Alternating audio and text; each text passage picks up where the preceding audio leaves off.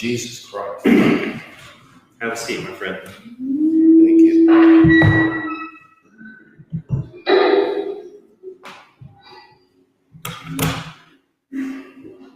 Well, I got to say, I thought this was going to be just a little conversation between you and me, but it turns into, I don't know, bad anger extravaganza.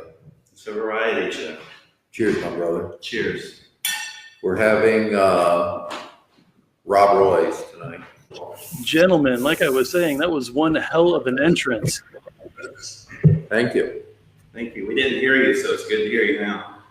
The only issue that we're having is you guys are really, really dark. Oh, yeah. Hit the lights, would you? Which one? Any of them. We got more lights. We're working on it. How about that? A couple more. Fair enough. I saw Tyler bounce up and down once or twice, but I don't see him again, so he's going to be joining us shortly, I am assuming. Let's start this off like we normally do when we get guys like you on camera, because I wasn't paying attention. I was freaking out that you guys couldn't hear me. So first, Dan, what are you smoking tonight? An Asylum 13, a monster. Here, this is a normal cigar. Can you see that? I don't know if we can see that. I can't tell. That is an Asylum 13. It's I forget what they call this when they put two colored wrappers on.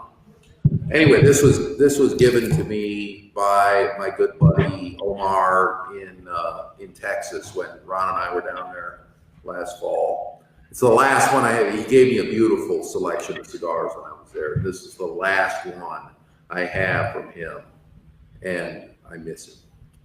Anyway, it's delicious too, man. These are nice. You know, I mean, you don't run into cigars that big normally, but I'll take it. You may need to move your mic in a little closer. We can move, Mike. Hey, Joe, Tyler said he can't get in. He actually flashed twice, and he didn't give me a second to actually click on him. I actually saw him pull up on here. Ask him to try again. I can do that. While I'm doing that, actually, I can't do that. You want a cigar, Ron? I'm going to pass. I'm just going to enjoy the flavor of yours. All right. Enjoy my cognac. It's plenty smoked. Oh, you're having the cognac. All right. Having it. It's nice and smooth, too. Yeah. Ron with the cognac. No apple martini tonight. No apple martinis allowed. Bad anger. I lose my man card, I'm pretty sure. Yeah. See, Ron and I were talking last night, and I'm not allowed to tell Dan that I'm drinking Jim Beam and Diet Cherry Coke because I never hear the end of it. No, that's all right. Oh, it is? It's okay for you if I had that drink. He's Canadian. No, I have the power of the camera. CW's Canadian. Joe's Floridian, right? Oh, I thought you were from Canada. Me, Canada. I'm originally from New York and moved down to Florida as a kid. Hey, all right. Now you're in Florida. All right. Hey, guys, I've got That's right. CW is from Canada. All right. I'm CW is going to join I'm us. all confused. It's all right. Thanks, Joe. No problem. What I'm going to do is I'm going to pull up. Are you guys close enough to the screen where you can see questions or comments? No, I'm blind. All right. I'm going to pull some up because We can pull the camera in Yeah, if we have to. I can pull the If camera. that in. helps. you don't have to whatsoever if you're not comfortable with it. I was just one of the fun things that this program allows is to pull up questions on screen, and audience participation is so much fun when it comes to shows like this. Mm-hmm. So let's see. We got Steve Gray drinking Sailor Jerry this evening. Cheers, guys. Cheers, Steve. He's Steve. a good buddy. Steve actually, Guys, did that graphic. Steve, I'm sorry. Steve did that graphic right back there, that long, tall one, the red one with the chainsaw, if you can see it. I am pulling up Tyler now. Okay, great. Hey guys. Tyler. I am gonna have to. My earbuds aren't connecting, and I'm at the Belco Theater here to see Dane Cook right now. All right. And it's loud. So Can you hear us? I can hear you. Unfortunately, I couldn't connect it to my AirPods. So I'm gonna just try to find a corner and see if I can talk to you guys here. No worries. It's a little bright. And folks, this is Tyler Shae Cone from the Texas Chainsaw Massacre, The Next Generation. And Hey guys. Hey, good to see you, buddy. What's going on? You too. It's been a while, man. Yes, it has. What has it been? 6 months? 6 or 7 months? Is that right? I don't know. Time I don't know where flies, the man. fucking time goes. Time flies. Dan, your hair has gotten extremely long. Well, you And know, the beard. all right. The two of us, we started a competition. What? Probably shortly after Texas. Competition. Yeah, to see who was going to play Santa Claus in the post-apocalyptic Bad Anger production. You know, and I think I clearly won. You know, obviously, I don't know. We'll let the viewers vote. You know, You're doing great. Ron doesn't even look like he tried. he didn't. He failed. You know, he was. Well, you know, in his defense, you know, I'm married. You know, I don't have to go out there and. Right. And to move a little closer to the left. He had the pressure on him. That's right. You know, he was trying to please him. I wouldn't have met my girlfriend if I had a huge beard. Yeah, She would've you been don't meet women walking around looking like that guy. But my wife prefers it. So Tyler, how's it going, man? What are you working on? What I've got going on right now, right after the convention, I actually flew back to Texas the week after and shot a pilot for a network, but I signed a really extensive non-disclosure agreement, so I really can't talk about it. All I can say is that it's called Red Runners. It is on IMDb right now, so it has myself and the other cast and crew, and who produced it, TLG Motion Pictures out of Texas. And we're waiting for that to get finished up. There's a lot of special effects in it because it's set in the future. It's a sci-fi. Nice. And we're just waiting for that to get edited up, and then hopefully it will get picked up. But at the end of May 31st, I'm going to fly back to Austin and just do a short with the same production company out there. And this time we're actually going to take my son, because my son wants to get into acting as well. He saw looks a his little bit headshot like me. today. Yeah, he's got a great All right. headshot. He's got a great headshot. Oh, thank you. We're gonna put him. Thank you. And I took that too. And so he looks a lot like me, but he's got his mom's coloring. So he's got the blonde hair and he's got lighter skin. So I don't know what they're going to do, but I think the idea is that he's going to play me younger. And then, then we go to the future. And so he's going to, and I asked him, I said, would you be able to act like me? And he, at 11 years old, is already extremely confident that he could act like me. Yeah. Mainly like me when I'm angry, but he can definitely make an impression of me for sure. All right. Good deal. That's cool. Sorry, I keep on going back and forth. I'm trying to make sure that I can hear you guys, so I know that my phone I keep on zooming in and out like this, and it's probably a little bit frustrating. It's effective avant-garde cinema right there. It's like 3D, right? Oh, yeah. There we go. Dan's got it. Avant-garde.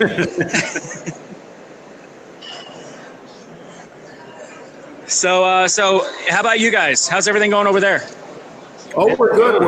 We're in the final throes of cutting our short. I talked to the editor today. She said, I'm pulling the plug on you. She's not going to let me make any more changes, but I don't think I have to. I think it's really fucking good. There were a few, hills to climb, but he looks good from the top, so I'm hopeful. Now it's on. Now I've seen some stuff from you guys. Do you know if I have seen this short, or has it been released yet? No, it won't be released on the web for probably, well, maybe before the end of the year. We'll see how it goes. Okay. All right. Yeah, our goal is to take it out to film festivals. Oh, yeah, good idea. And it's how long is it? It's a 20-minute. Yeah. Oh, cool. Okay. So long enough to get a good story in there, and excellent. Well, I can't wait to see it. I watched it today, and man, I don't know. Maybe it's because I wrote it. I get choked up when I watch it. But it's there. It's the story is there. You just have to Nice. polish it. Yeah. We're gonna send it off to coloring. I'm hoping this week.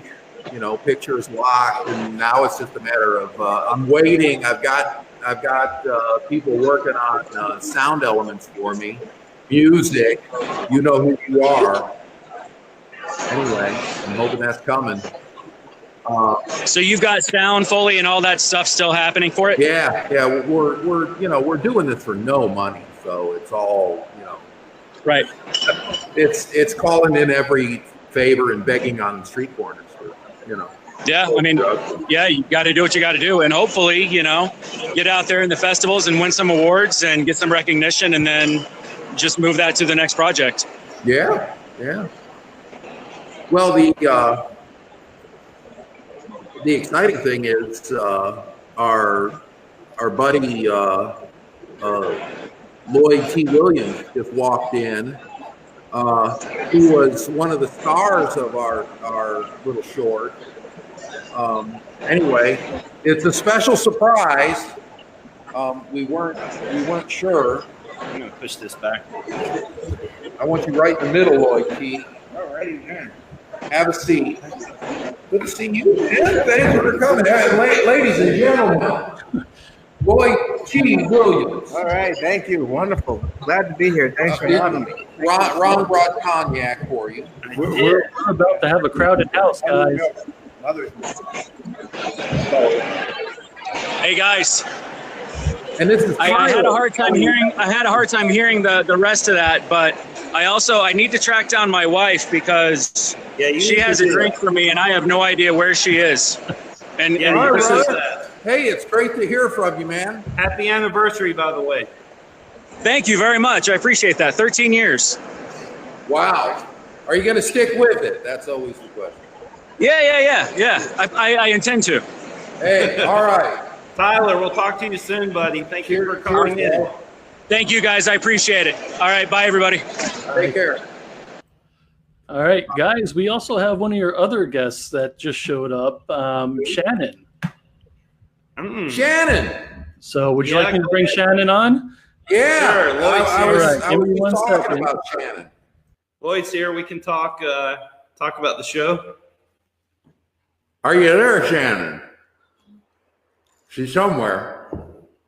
I see something happening. There she is. Hey, Shannon. Hey. Good to see you. it's going on? the gang back together again. Gang's all here, sort of. Hey guys, how you doing? Hey, Doing CW. wonderful, thank you. Everybody's here. today. Everybody's here. So Lloyd, this is CW. He's a friend of ours. Hi CW, how are you? Lloyd, Shannon. Nice to meet you. You know this guy. Hey Shannon. Hey, Lloyd, how are you? Wow. How are you? Good. Nice to see How's you. everyone been? I'm sorry, what'd you say? How has everyone been? Oh, everyone's great. This part, Awesome. everyone's great. Awesome. Smoking cigars and drinking excellent cognac. Nice. Life's good. I'm drinking some 15-year-old scotch. Oh, Already. you know That's how why I like you you. know how to live. Yeah. Right? I won't tell you what's in my cup. I have a little. I saw that when I came in the door. Little baseball bat. Little Ty Cobb. I'm going to start off with a few questions there for Lloyd, if you don't mind, guys. Oh, please do. Absolutely. Yeah.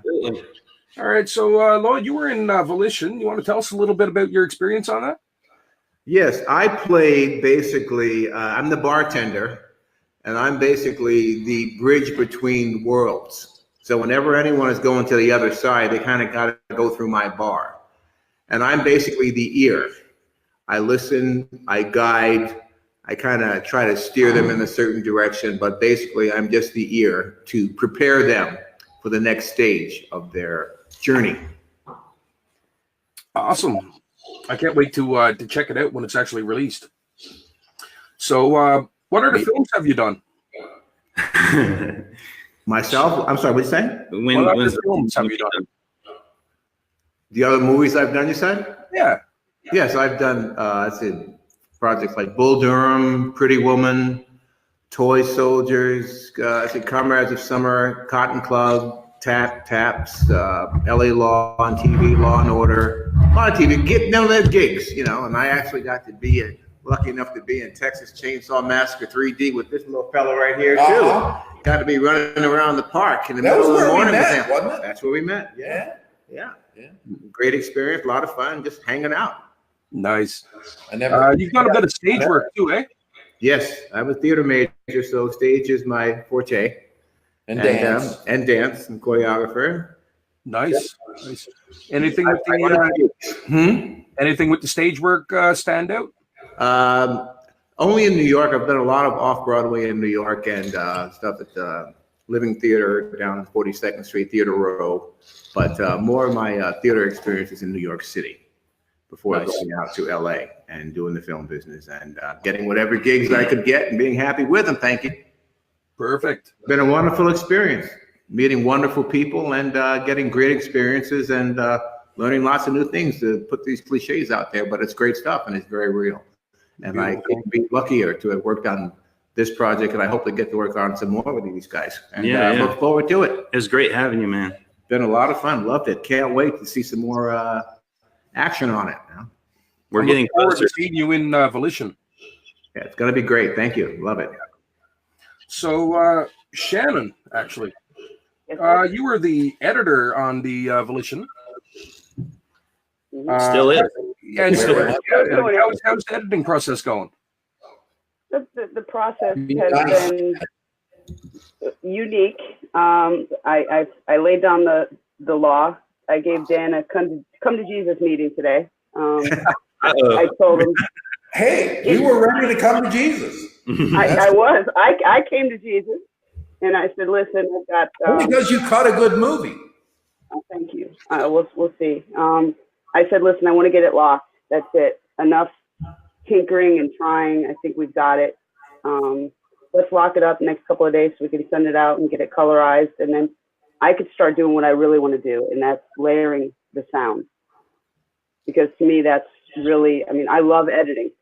But sound is one of the most important aspects, I think, to any film project. And I really can't wait to get in there and just have layer upon layer upon layer upon layer of sound fill up this big 6-foot screen I'm looking at right here out of the corner of my eye. That's really what I'm anxious to get doing. Nice. Looking forward to it. Done. So what's no left? more. What's left to be done? I'm sorry? What's left to be done on the editing? I just some subtle things, just some subtle adjustments to sizes of we're down to the font is a little bit too big. Okay. Just 2 frames. A couple frames. Yeah, we're down to remove a frame here, add a frame there. I am a pain in the ass. I know that. But. It's fun. I mean, and a couple of frames were yours, in all honesty. Okay, well, but it's going to make it stronger. I'm telling you. Right. I mean, it all comes down to pace, and Dan was really good from the very beginning in pre-production, and Ron as well, in having this vision. And a lot of times people, I know myself, have a vision and they're not good at articulating it, or they don't have a good plan going into production, but he had a clear vision in his head, and he captured it when we were shooting and delivered on it. So when I got to put it together, it was there, and it wasn't hard. Nice. So how long did the filming take? About 3 days, right? God, I don't remember. It was a blur. It was about 3 days. Well, the actual filming took 3 days. The preparation took much longer, of course. Yeah, but we were working nearly around the clock. We fought all kinds of elements. Lloyd didn't have to You weren't with us in the woods when it was raining. No, I was not. We were in the woods at one point filming a scene, and we At the Circle Drive-In. at the Circle Drive-In in is it Scranton or is it close to Scranton? Yeah. Scranton. It's Scranton. Shannon. Dixon City line right there. Yeah. So we're off, and we're shooting this thing, and it's this comes a monsoon, and we had a couple of those canopies, and we've got the whole crew under 2 canopies in the middle of the woods. We had already set up the lighting, and so we have people out covering the lighting. It was great. It was fun. It was an adventure. Holding umbrellas over lights that aren't supposed to. Yeah, we're soaked, but the umbrellas are protecting the lights at all costs. And we're with our phones I think Dan said something like, "This is why they have sound stages." Right. Yeah. And we were tracking the storm too, as it was to see how Right. in real time. Right. And hoping that it would stop raining. And it did. And I think the payoff was just like in the beginning of ET, where everything is, all the vegetation is wet and moist and all that kind of stuff. I think it paid off because the cinematography, I think, was even better because of everything was wet. I think it looked great. Yeah, I was watching Jackie Brown the other night, and there's a street scene where I think it's where Robert Forster drives away from dropping Jackie off at her apartment, and the street is wet. Yeah. And I thought to myself, when the fuck is the street ever wet in L.A.? They must have fire trucks out there. Exactly. It looked beautiful. It's just a beautiful. Yeah, shot. it pops everything out more. So that was cool. Anyway, I got off on a tangent. Yeah, that's all right. This is a night of tangents, I'm afraid. Oh, we got a question there from Steve Gray. What you drinking, Shannon? What I'm drinking now is coffee, but I usually drink Jameson. Cheers. Cheers, Shannon. Prost. CW, what's in your cup? That's a 15-year-old French cask single malt. That's right. What kind? The Glenlivet. Oh, geez. We've got Lloyd and I have a bottle of that stash. Yeah. It's nice. We're not going to tell anybody where that is. Yeah. So before I get to the guys, is it 15? It's 15, yeah. Right. what was it like working with those guys? It was amazing. I loved it. Just, being a part of the family, hanging out, just watching them do their thing. And just the fact that they had the confidence in me to just say, hey, Reddy said, do your thing and let me do my thing. I was like, wow. I have a memory of Lloyd from the set, and there's all kinds of busy work going on constantly. And I would look over at this guy, and he was reading his lines, almost like all this busyness is going on around him. He's like, fuck you guys. He's like, he's reading his script. And when he came on, he just nailed it. He was prepared. Interpretation. Which was really you got to good. get it right. Interpretation. Yeah. I mean, motivation. he nailed it, So that's one memory that stands out to me about you is how you were just always very professional on set, and this craziness going on with the set, and you're just sitting there like, I'm going to know my shit. Organized mayhem. We love that. We live for that. We thrive in that. It's Shannon?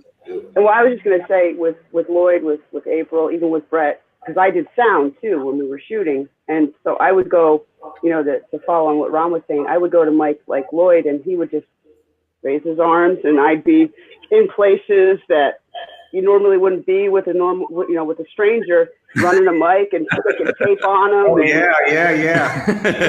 I remember some of that stuff too. He was in his zone.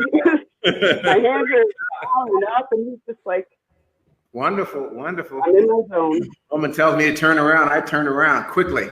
And don't move. Exactly. I didn't move. Hold it right there. There it was. I'm good with that. All right. I'm going to move on to a few questions for Ron and Dan there now, if you don't mind. Absolutely. Yeah. Ron, how did you and Dan start working together? Well, it's been just over 5 years. What month are we in? April. I think it was February. I met Terry McMahon, who was the meat hook girl in the original Texas Chainsaw through Facebook. And she had posted a link about some interview that she had done, and I clicked on it. I was interested in it, and it didn't work. And I had done web stuff for, I don't know, 20 years. And so I shot her a private message and said, hey, this isn't working. If you need some help, maybe I could help you out. And she responded, and she's like, yeah, that'd be great. So we did our thing, whatever it was. And then, I don't know, a week or two later, I probably sent her one too many emails. I don't know. And she said, I've got some people you should meet. And one of them was Dan. And it was really weird, the timing, because Texas Chainsaw 3D had just came out on Netflix. And I had watched it a few days before. But when she told me his name, I didn't know who he was. And I think we even talked on the phone. Still didn't really know who he was. I just knew he was a friend of Terry's. I'm going to help you out, whatever. And then, I don't know, later that day, same day, it was all fast. But I'm like, holy shit, that's Leatherface. And before you know it, he needed some help on a website or whatever. And we just started working together. I don't know, Dan, if you have anything to add to it. Well, yeah, I mean, I don't go around saying, hey, I'm Leatherface. Right. Yeah, He doesn't. That's a weird thing to do. Yeah. But anyway, Terry had messaged me. She said, hey, I'm going to have my buddy, do you want to talk to my buddy Ron, who's a web guy? I said, fuck yeah. I need a web guy. And it was immediate kind of our minds meshed in a beautiful way. And I shortly thereafter realized that this guy does all sorts of things that I don't do. And then I realized, wait a minute, I do things he doesn't do. We should work together. It's that synergy, the sum of the parts. And it's been You complemented each other's. Yeah, I don't want to say love affair, but it would be too strong. Too hairy. You know what? I'm going to interrupt for a second. I won the Santa Claus competition. I want to reiterate. Just in case anybody's voting on comments. We got Joe on board here, guys. That is awesome. So I've got a question, and I'm curious because I've never seen anybody else with the collector box other than myself. Shannon, I got to ask about the Superman box behind you. Okay.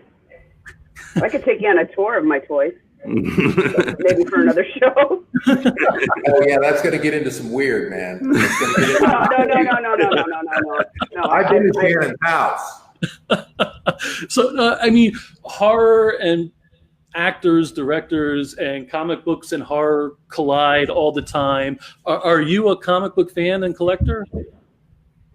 A little bit. I like Superman, so I have some stuff, but I tend to gravitate towards things I wasn't allowed to have when I was a kid.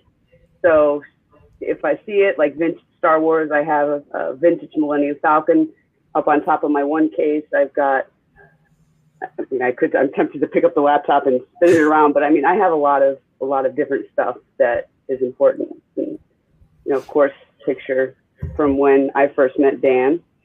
Nice. In the background back there. He came to an event that I hosted, was a guest, and that was how I met Dan.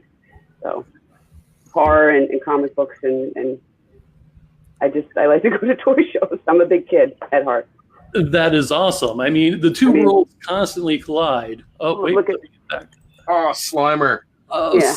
Slimer, that is awesome. Well, that's fairly new, isn't it, Shannon?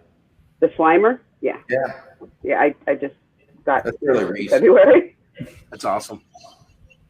Very cool. I didn't mean to interrupt, but the Superman stuck out like a sore thumb. I don't know if you can see behind me. I have Superman stuff. Yeah. So I had to ask. I'm sorry. I wore a Superman tie Friday to work. So yeah. Superman is the cat bath. Nice. All right, I'm going to bow back out and let you guys do your thing. Oh, wait. Real quick, though, because now I'm curious. Christopher Reeve Superman or? Christopher Reeve, 110%. Well, okay. There you go. And he was created in Canada. All right. Right on. We now bring you back to your regularly scheduled program. Yeah, that Slimer is pretty awesome. So, Ron, I've heard you have a script written for a future project called The Salem Coven. Can you give us some teasers about that? Scary stuff. Love it. Oh my goodness, what a name. Yeah. Salem. We have another visitor back here. This is nice. Barnabas. Can you see Barnabas? Yep. This is Dan's new dog. Nice. And he's being this is awesome because he's a little shy. I can barely see him from here. What breed, Dan? He's a coon dog, He's a coon dog. Nice. which is not racist at all. You know, he had to say that, but you didn't have to qualify it. So I'm now sorry. You get people thinking. No, I love it. All right. I didn't want people to get the wrong idea. I don't want people to get their own idea. That's all right. He's Keep a on coon going. dog. That's a coon dog. You know, That's it, right? he can't help it. He can't help it. He loves it. No, he's a good boy. Checking everything No, out. he was kind of a, I don't know, not a rescue. We didn't rescue him. Actually, some friends rescued him, and he's been bouncing between homes for a while. And anyway, he settled Hopefully here. this is his last one. What's that? So hopefully this is his last home. Yeah, no, we love him. He's a This good sweet boy. dog started yesterday not coming anywhere close to me, and then over a period of a day now he just comes right up. It's Yeah, great. it's helping him out a lot. He's Yeah. a good boy. Yeah. He likes show business. Yeah, he's we didn't know that about him, but you it's know, great. My parents didn't know that about me. No. Well, I'm sorry. Well, I'm sorry, I want Stephen, you had a to talk about. You had a wanna talk question. A little bit about the Salem Coven. The Salem Coven. It's a script that I wrote. It took me about 2.5 years. I'm not going to say to complete it, or Dan would probably throw something at me because I know it's never complete. But it's something I'm really proud of. It's a story about the descendants of the Salem witches, and they're still around, and the descendants of the Salem accusers, who are still around, and they're still very much, the accusers are actually, convinced that the Salem witches were evil and bad, and doesn't matter that the charges were overturned and they were all acquitted, they're still after them. So a couple 100 years later, 300 years later, they're still after them. So I wrote it as basically as a trilogy, and I've completed the first one with an asterisk behind completed because this guy's going to give me He notes. sent it to me for notes, and I still haven't printed it. And out. Shannon, what's it like when Dan sends notes? It's never done, right? Well, So. yeah, Dan's notes, for Volition, for editing, are sometimes very much on point and spot on and don't need interpretation. Other times, they're so vague that they can go off in 17,000 different directions, and that's when I call. And I pray as I'm dialing that he will answer, because I really need him to get back to being spot on. So, his notes could be. It's a collaboration, Shannon. Right. And I don't want to feel like I'm dictating what you should do. I know your facet of the art form is something I can't do. So Yeah. I rely on you. I don't want you to feel like I'm dictating. Well, no, and everybody needs to realize Dan is not, and Ron, I don't know if this is how you feel. He's definitely, what he's saying is true. He is not a dictator. Even when he was directing, to watch him, he's so calm and he knows what his vision is, but he's receptive. And Lloyd, having worked with him, I'm sure you can chime in too and maybe, agree. He's like, he gets you to see and to experience what's in his head in some magical, mystical way.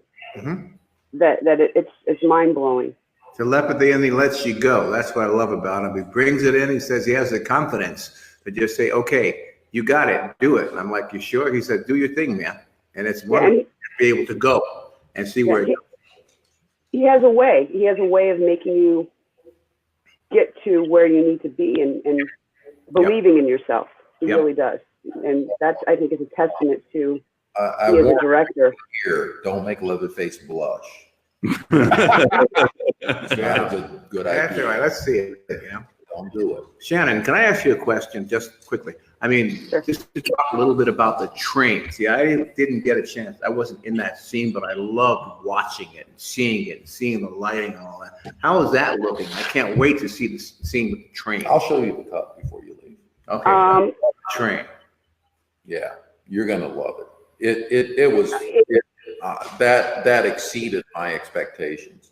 I was so amazed that we pulled that off. But we had to work, man. I mean, and that's why, you know, movie making is a completely collaborative effort. You know, anybody who thinks, "Oh, I made a great movie," they're full of shit. You know, it's a group of artists who care deeply about what they do, who make a movie happen. That's the beauty of the art form, and that's the thing that really attracts me to it. I It's think. a jam session. Like There you go. It's a jam session. One Jam start, session. you get a rip, you get a go, and Yep. everybody jumps in and you just jam. and see what It's comes jazz. Yeah, it Absolutely. is jazz. Celluloid jazz. It That's is. what we should call our company from now on. out. Yeah. I like that. Cellulite jazz, yeah.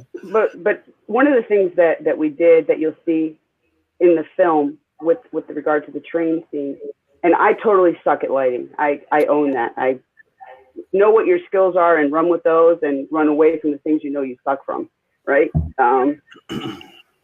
Dan has done something so magic. Again, I hate to keep using that term, but it's incredible.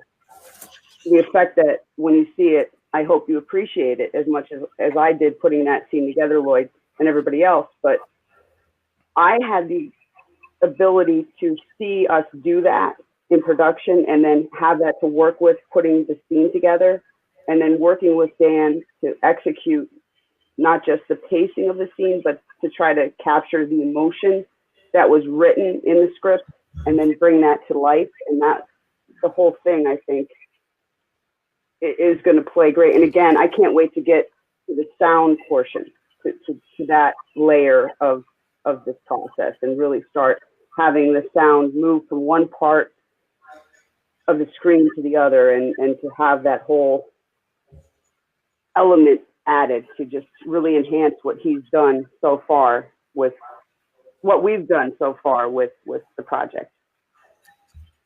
Thank you. Yeah, we should probably actually, you know, a lot of people contributed to make that project happen.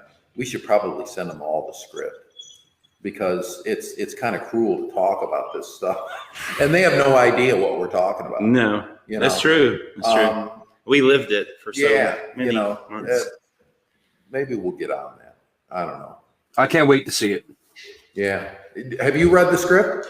I haven't. I mean, if you want to gracefully send a copy over or a screener, I don't mind I don't mind signing a NDA. Yeah, maybe you'll see, you know, what we're talking about. But Yeah. it was a magical moment when that happened. You know, in the process of making the thing, I knew what I wanted, and you know, we had a ragtag crew of enthusiasts. You know, Amen. Yeah, to that. Lex. certainly not professionals, but you know, everybody, you know, busted their asses, and there were basically the element of the movie is creating the fires of hell with, you know, lighting tricks and shaking branches. Well, see, that's what I was alluding to, and I didn't know if you wanted to give away your secrets or not, Dan. Yeah. Lights and shaking branches can do marvelous things on the inside of a train. Yeah, it's the essence of movie magic. Yeah. We take the audiences to the depth of hell in the movie. I think. I don't Nearly. know. I just watched Nearly. the cut, and you know, it's there. I think the soundtrack is going to sell it, Shannon. So there you go. I'm throwing Personally, it out. I can't wait to see Lloyd as what I don't know. I'd kind of call it like the gatekeeper, shall we say? Yeah. Yeah, there you the go. bartender, Right. gatekeeper, you know. Yeah, right. Pretty cool. I'm really looking forward to that, Lloyd. little bit of humanity, a little bit, a little bit of, when I was sad to see Brett leave, I kind of like. Yeah, you really feel that moment. Yeah, You'll it's see like, it. Brett has to leave. It's like, well, I'm going to miss you. I miss you around here. You want him to stay. Yeah, I wanted him to stay. Hang out with me for a I minute. enjoy your company. Yeah, he said, I enjoy. Because you're your hanging company. out for eternity. Yeah, And this guy walks. it's like, This come on. guy walks in that you like really enjoy his company, and he's like, "No, I gotta, I gotta do my thing. I won't say the line, but I know it by Stay heart." here, But he's like, "I gotta do my thing," and he leaves you. Mm-hmm. Yeah, And that's the theme of the movie right there at that moment. That's what it's about is,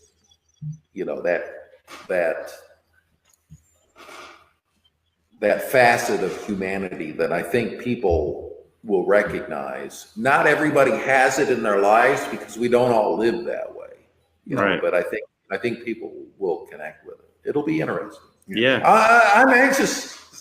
I'm anxious and terrified to see how people respond to it. Yeah, you mentioned, Dan, that you get choked up at certain points of it, Oh yeah. and you've never told me that, so I'll admit that I too get choked up Yeah. at certain points of it. Like I'm watching it, and the way Shannon's cutting the scenes and how everything comes together and the acting and it's just boom.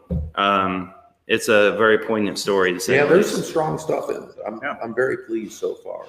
Yeah, yeah. I'm anxious to see it. And even just going back a little bit to when Dan was talking about the shaking of the trees and the branches, if you are familiar with Alfred Hitchcock and some of the techniques he employed very often, the same type of, cut to here, cut to there, tree branch styles such as One Step Beyond and Rod Serling when he did, not the Twilight Zone, but the program. What did he do after One Step Beyond, after the Twilight Zone? What was the other thing he hosted?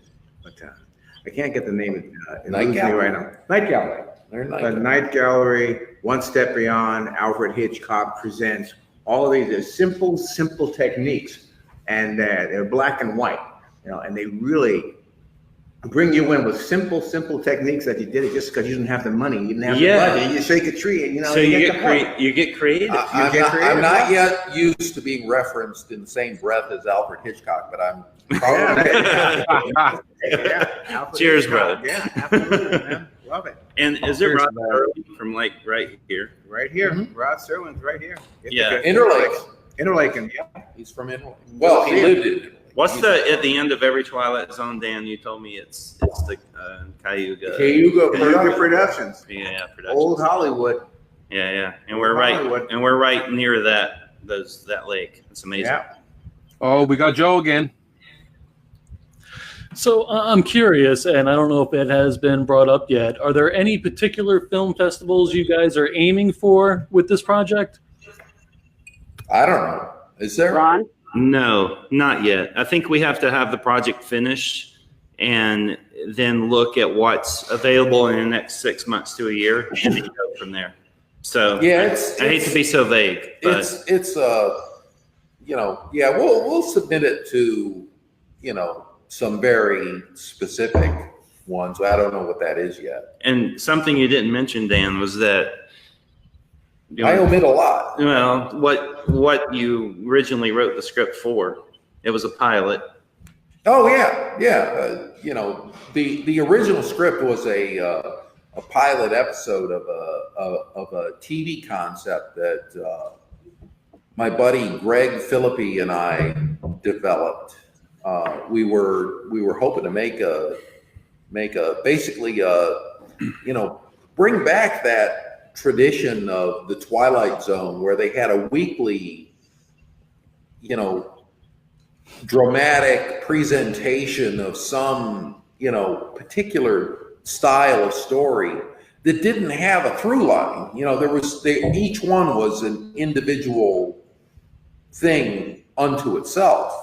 And I think that was some of the best television ever developed. But we were basically going to do a series called Volition,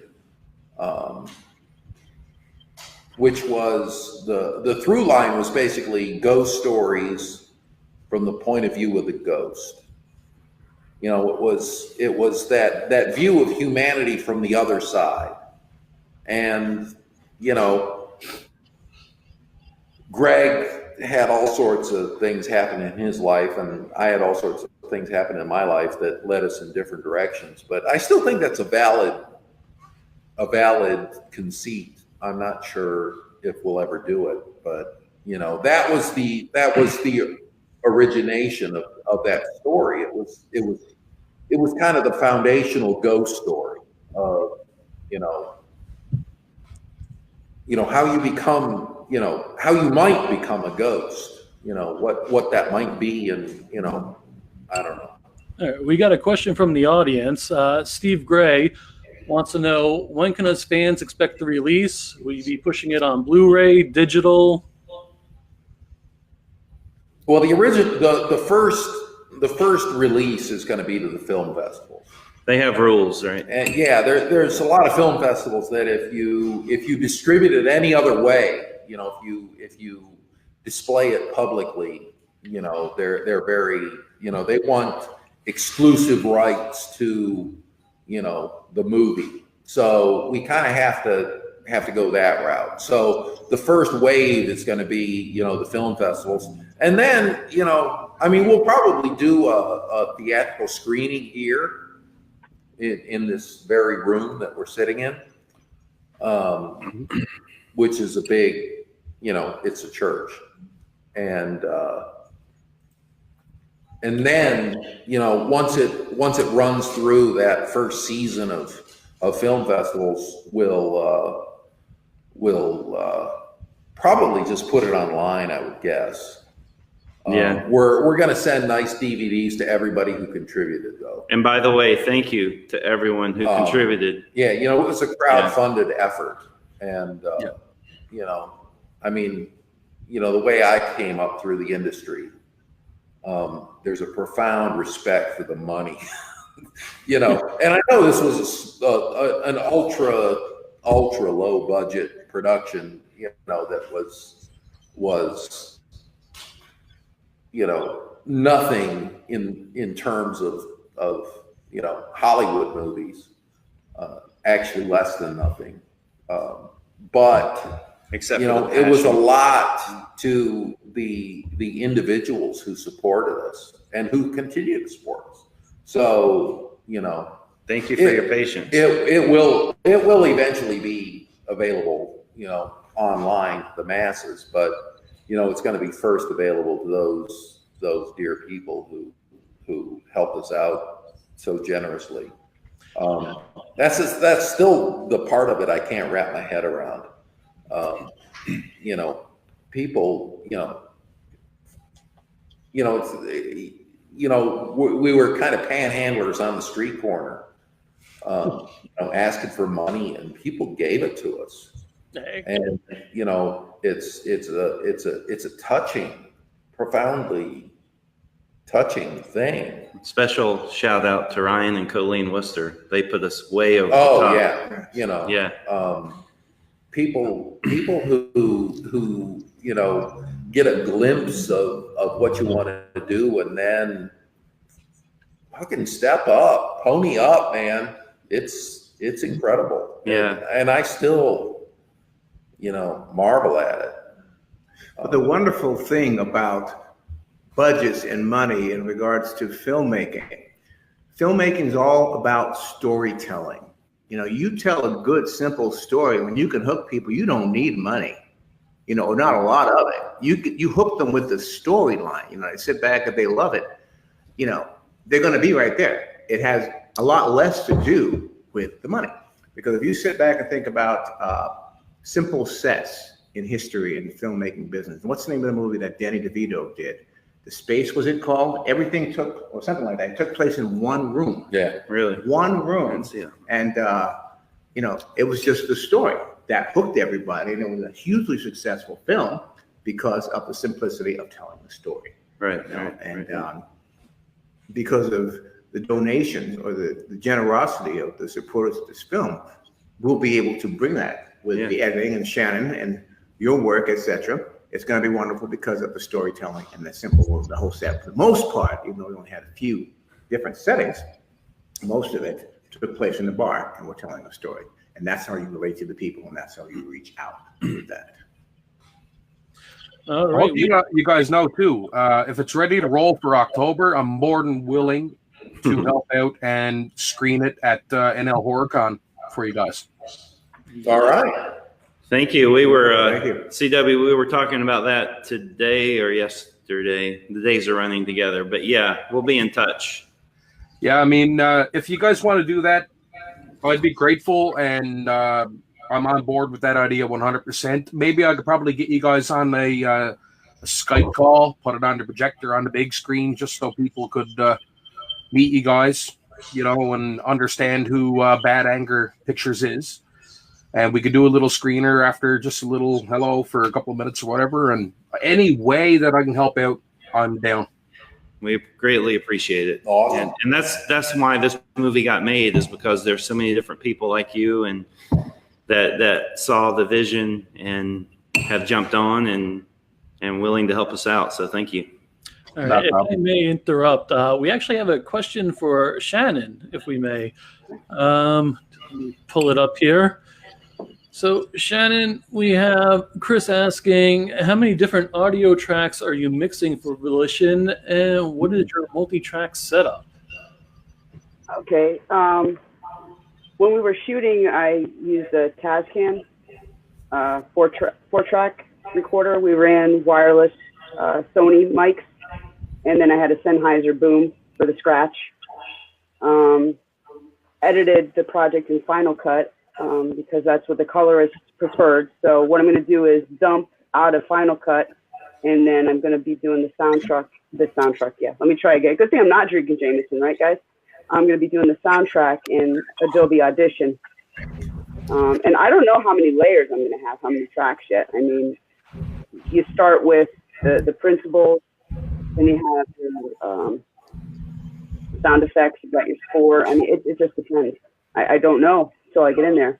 And I'm sure at some point the roles will reverse and both Dan and Ron will say, you're done. And Shannon, do we also have any good, you know how poignant a good train whistle or a boat whistle, horn, etc. Do we have any of those good sounds in the project yet that you've put out?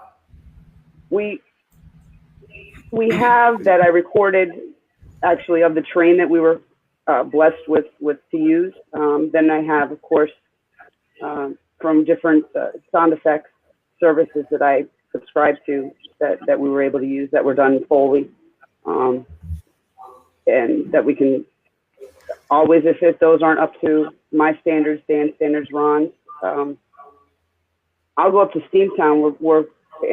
I'm located in a place right next to the Steamtown National Historic Site.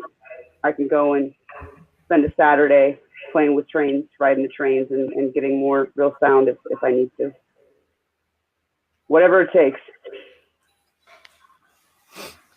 Yeah, and as focused as we all get on the picture, the sound is the emotional life of the movie.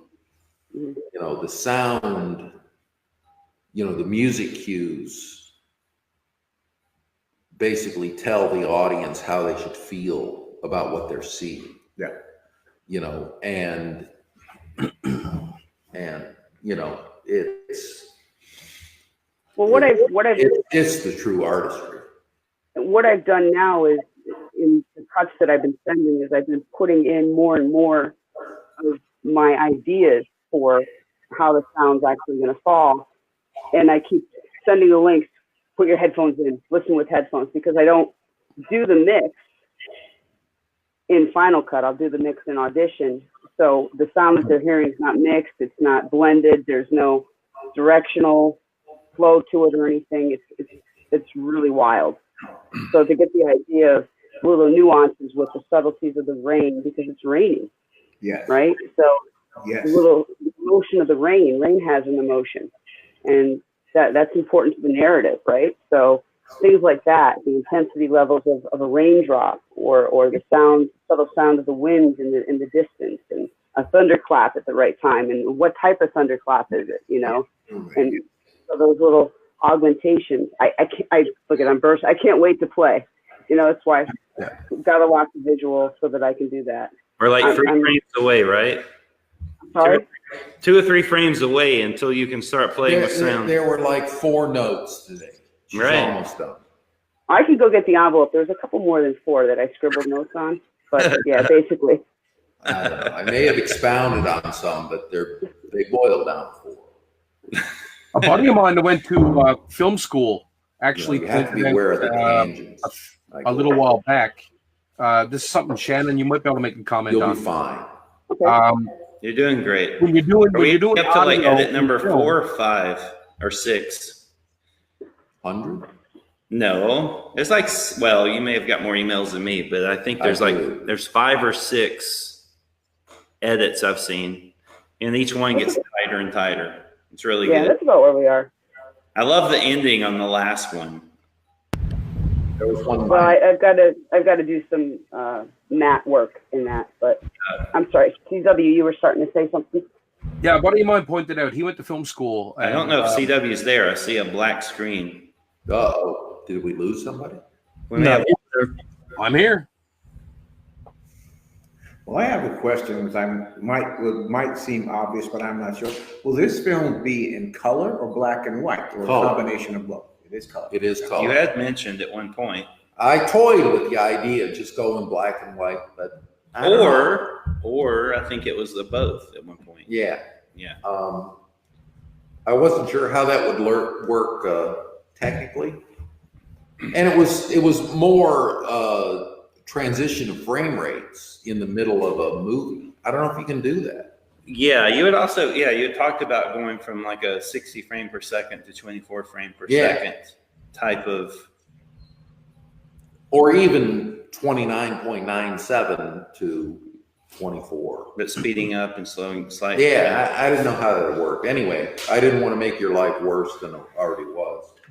So say We did play with some frames. I played with some frames back in the beginning. Yeah. I'll leave that. Guys, if I may bring something up, and I wanted to bring it up a little while ago, one of the actresses from the movie, April Love, has been here the whole time. And April is... Why isn't April on? That's what I want to know. Oh, I don't know. Cheers to April. I don't know either. Also work with I April. can try to send her a link. Wonderful. I don't know if April's prepared to be live right now. Well, she's a professional. I know that. Yeah, If yeah. I know anything about April. And I know we have 10 minutes to kill before our next guest is here. So She can handle anything you throw at her. I know that. I'm going to bow out, and I'm going to try to send her a link real fast. And all right. let's see if I can get that done. So April, it'll be great to see you if you want to come on board. bear with me one moment. All right. Before I get to a couple of questions I for think, Dan, I'm going to mention something to Lloyd's in for the duration. Now. Yeah, he's starting up I can another. hear me. Throwing down. Yeah. Okay, sure. What's up? Yeah, a buddy of mine went to film school, and he told me even like Yeah, Shannon, do you have a question for us, or are you talking to someone in the lobby? But he said background noise, background. CW is asking a question. Oh, As CW an went editor, completely black, his screen. I don't know if he knows that. Can you guys see me? I can see you on my screen. We can't see him. Can you see him now? Nope. No. I can see him on my screen. Yeah, we can't see him here. But if we can't hear him or see him if he's talking. Nothing against you, CW. We can't hear you if you're talking. Okay, well, No Shannon, worries though. We'll figure it out. It's going. Yeah, I mean, I'm looking at the live screen and I can see all 4. Right. Yeah. Well, 3 now. Yeah, I don't know. All right, before I get to a question there, So, for Dan or did we whatever, pick a good cognac? Oh, I love it. It's wonderful. A buddy of So mine went to smooth. film It is school. very smooth. And I love he them dancing looked out girls. for. Yeah, where are the dance? I told my wife. Told me to actually, take happened to a look that? for One background. just left. That's one. My and girlfriend how a left. shift in the background noise or his can make it change. So you guys can't see this. We're getting a show. I don't Put need that back on. feeling. You don't have to take that As an off. editor, somebody that's doing sound, how do you I've got a question about do that? I didn't get a Or, chance like, to. Are there any little witness this thing tricks with or the doc tips master. or anything How- for anyone how that's was an his aspiring footage editor? going? I love the. So I only got, because the guys are talking, so I only got part of your questions, and it was basically about isolating background noise. Is that? The doc. The doc master. Maybe that was CW. Hey, We don't hear. guys, if you can hang on for 1 second, because I have no idea what's going on, why you guys can't hear him, but they're actually in the middle of a conversation and you're speaking over them. I got to figure this out. I'm not sure what's going on. So give like 30 Technology. seconds. Maybe just one suggestion. If CW were to completely leave out of the program and come back in, first Let me see if I can do that. Hold on a second. turn it off, turn it back on. Reboot. Typical fucking, Yeah. tech support. How about now? Hey, he's There back. he is. Yay! CW, you probably asked 50 questions that we did not answer. No, me and Shannon were trying to have a grand conversation. Anyway. He was asking about sound. I couldn't hear him. Yeah. So, Dan, before I get into a couple of quick questions for yourself, I'm just going to ask Shannon something because she was talking about sound, and it really brought back something that at HorrorCon, NL HorrorCon 1 of the filmmaker buddies I have brought up to me after. And that's that when you're doing sound in film, he said, pay attention the next time you listen to a film, whether it's a horror film or not. Trying to change somebody's mood can be as simple as using like a background noise or a background hiss. Like the pitch of something, whether it's up or down. You can change someone's mood with a sound and they don't even realize that it's happening that way. Oh, sure. Right? Now, as the average person watching a film, you wouldn't notice, but somebody like Shannon, that's an editor, I wanted her perspective on that. Well, it's true. You can do that with sound, absolutely. And when you take that and you couple it with what you're seeing visually, when you use a dirty shot or dirty frame to establish who's the weaker in that scene, who's the stronger in that scene, if you put all those things together, you can provide a lot of subtext to the narrative and influence who you like and who you don't like. And so it becomes not just the words that were written on a page, but also everything else. So the writer could have written a character to be incredibly funny and likable, and the director could come along and they could act that scene and it could go through editing and they could be like almost a sociopath that the audience just does not like at all. Yeah. I mean, if you look at one of the things I do, because I teach college, and one of the projects I give my students is they take a film that's of one genre and they cut together a new trailer, making it be a different genre. So you take something like a Mrs. Doubtfire, and you take certain lines and you apply different sounds and different zingers and things like that, coupled with different lines and different shots. And, Robin Williams looks like he's cuckoo crazy, not just cuckoo as in a great dad, right? Yeah. Same with, it's easier to pull that off and make Willy Wonka, Gene Wilder, look like he's nuts with the original Willy Wonka, which wasn't a horror film per se when they put it out in the 70s, but that's an easy one to do. So yeah, little subtleties, even adjusting just like a sconce, the pitch in audition, and it still matches the visual that you're seeing can really influence. After he mentioned that, I found myself every film, no matter if it was a horror film or whatever genre, I found myself really paying attention to the minute background noises. It'll And drive you crazy. Yeah. a what? It'll drive you crazy once you know. Once you understand once you know how the sausage is made. Yeah. You don't want to eat the sauce. 100%, Ron. 100%. I see a friend of ours. Hi, I see a April. friend of ours here. April, hi. Hi, I missed you guys. Cheers, April. April.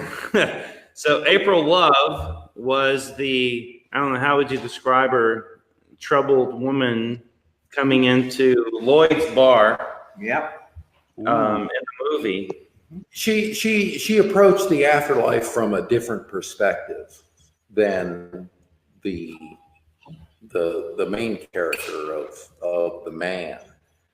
You know, The woman. She was the woman. she was the woman, obviously. But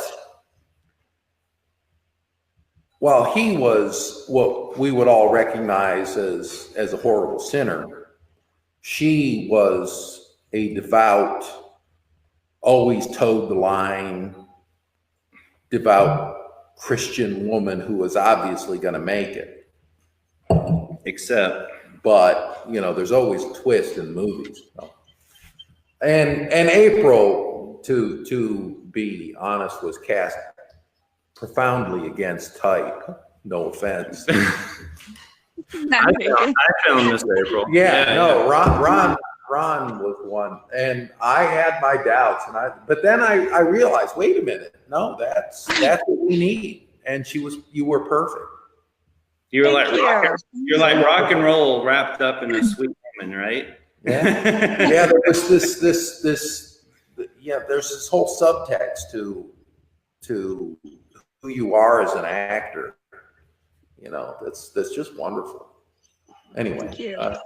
no, I can't wait to see it. I can't wait. I know we're building up. I hope it lives up to your expectations. Yeah. Like I said, and to get back to your point about soundtrack, I used to be involved in this acting school, and I used to tell young actors, you know, go ahead, do your greatest, most, you know, profoundly emotional, heart-wrenching monologue you can do, and I will shoot it. I will take the picture of it and record it, and I will make people laugh at you. They will laugh about the horrifying aspects of what you're portraying on the screen with fart noises and funny music. You know, it doesn't, you know, you can, as an actor, you know, you have to be, you know, you have to bring it. One of the wonderful things that I saw in what we did in Volition, there are these moments where Brett is doing one of his monologues, and he just has a hand gesture that he does during the monologue. And you know, when you make a movie, you shoot it from different angles so that you can edit it together. And he did that very specific hand gesture at the exact same time as every take. So from different angles, he did the same gesture so you could cut it. If actors could learn that, Yeah. I mean, you know, that is the craft of acting in movies. I don't know why everybody's all worked up about, you know, being able to cry on cue. there you go. One of the things that I noticed and I really enjoyed about working with April, going from just the very first reading that we did on the porch, I and remember then that. talking, you know, that Yeah. was a really special time, just sitting down and reading and feeling each other out and getting to know each other. And the rest of us have spent a little more time in the business than April did. And so to see April develop from basically an ingenue, which is kind of sort of what she was at the beginning, Yeah. to sit at the bar and see her in the corner and watch her develop from the beginning of the project That's to true. the end. That's true. And what you see on screen of what she goes through in this movie is, She's so agitated. It's Yeah. The smile that she has on her face right Yeah. now is not what No. you see in the movie. No. She is not happy Oh yeah, no. in the movie. Yeah, and being the bartender, She is being tormented. tied Yeah, to it was to one world and the other world, and to see the way she developed from the beginning to the end of the scene, and the comfort, and to watch her develop through the project was pretty cool for me because she was no Yeah, further than I don't think 2 any feet away from me. So when she was doing her scenes with Brett, I got to look down everybody's throat throughout the whole time and see it develop and to watch it go from the beginning to the end. Yeah, I don't think any character in the movie has a greater arc than her very character. big. She goes through the most in the movie. The man is who he is. Yeah. And he has his doubts and he has his regrets and he has his things that he wrestles with in the movie. But April's character, she kind of figures it out in the midst of the movie, which is kind of cool. And but I have to say this, we'll maybe leave with this.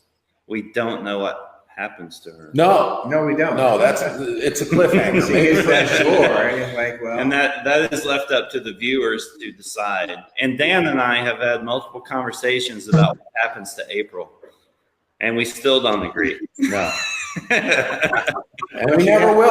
I do have one question. We will all learn the answer in the afterlife. You always have plenty of time. All right. I do it. So I know it's 9. Joe's not here. I'm just going to play producer. It's 9:45. I know we have somebody waiting in the lobby.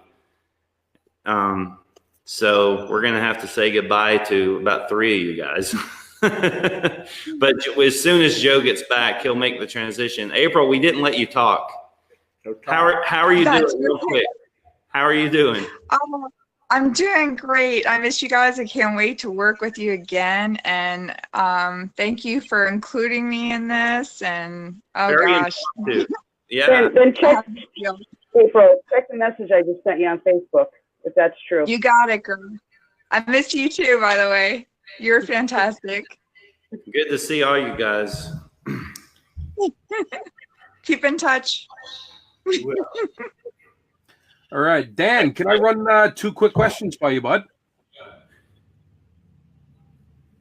For whom? You. For Dan. Oh, okay, wait. Let's see what happens. Joe, do we have anybody in the lobby first? No. All right. So, Eric, if you're watching, you're not in the lobby yet. I'm going to run 2 questions by Dan right quick, if we got time. Go ahead. I'll try not to lie. All right. The last time that we talked, I interviewed you, and I never had a chance to actually ask you about this. I should have. In the ending scene, or towards the end of Leatherface, the Texas Chainsaw, in the Leatherface beating scene, I heard that you never used a stunt double, that you actually took that yourself. Is that true? That is true. Yeah, that was a particularly brutal scene to shoot. The whole thing where they chain him up and they're going to drag him into the meat grinder. Yeah.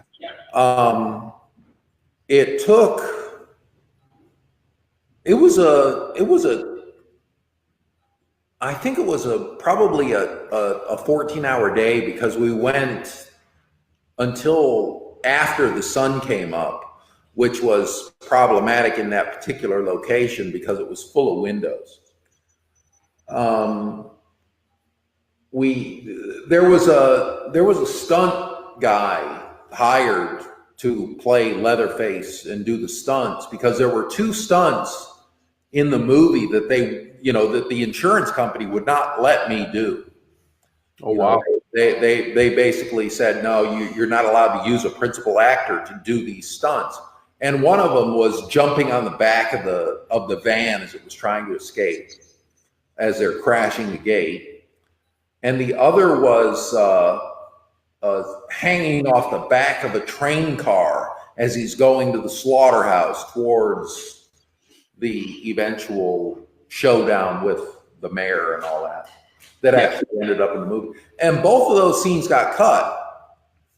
And we didn't even shoot them. So there was no stunt double for Leatherface in the entire movie. But he was on set that night of doing the slaughterhouse scene. Mm-hmm. And we were in about what must have been somewhere between hour 8 and hour 10. And it was, Paul Ray, bless his heart, was beating me with a prop pipe. He had a length of what was supposed to be, iron pipe. Mm-hmm. It was actually a 1/4-inch steel rod, that they made a rubber pipe around. And so he was beating me relentlessly.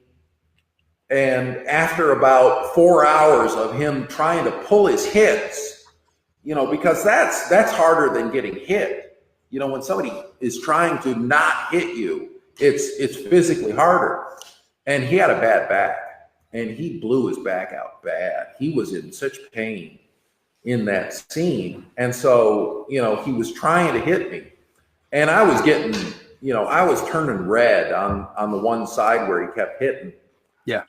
And they said, well, maybe we can put a pad under there or something.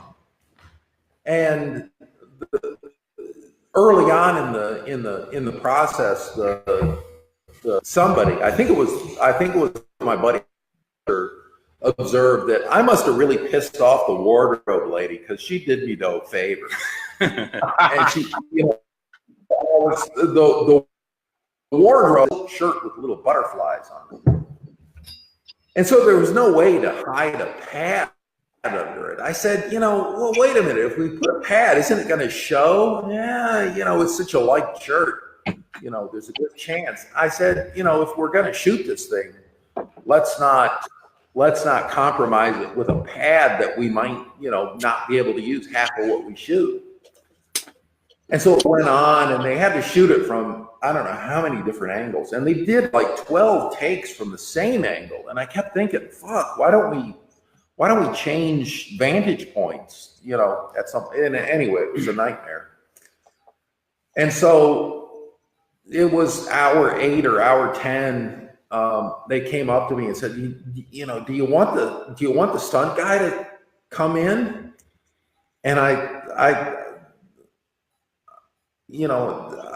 said, I can't ask somebody else. It wasn't like a stunt. It was just miserable. Right. And, anybody can do it. Anybody can take a beating. And so I don't know. I just didn't feel comfortable asking somebody else to take my beating for me. And so, I continued on, and it wasn't that big a deal. It wasn't, the next day, I started to turn black and blue. And by the fucking third day, I mean, my whole side was just bruised. It was ugly, but not painful. It was one of those things. It was weird. But yeah, no, I forget the guy's name. I wish I could remember his name. The stunt guy? Yeah. Because he was a real nice guy. Nice, he was. Was he your size? He was my size. He was 6'6", redhead. He was an Irishman, I believe, which I respect. Being an Irishman myself. But anyway, no, I couldn't ask somebody else to take my beating, because that's all it was. It was just uncomfortable. It wasn't like, oh yeah, no, you can't do that.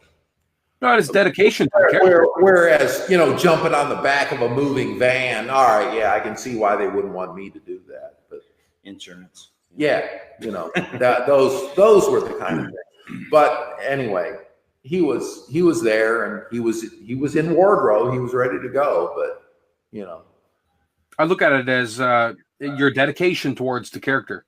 Yeah, absolutely. That was part of it.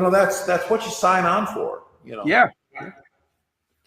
You don't only get to,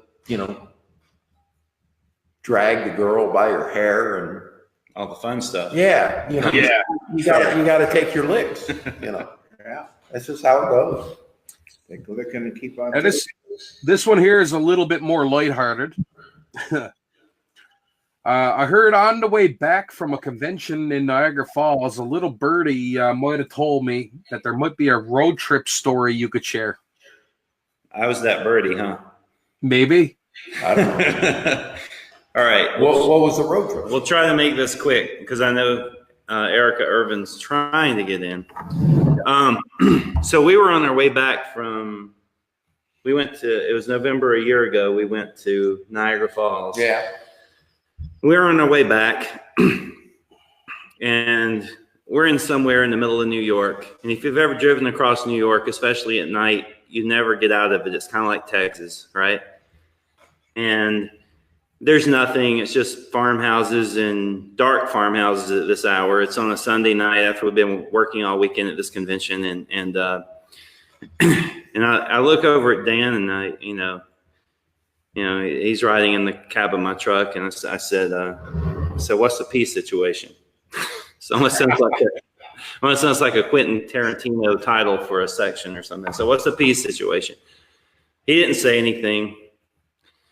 After about a mile, he said, I'm all right.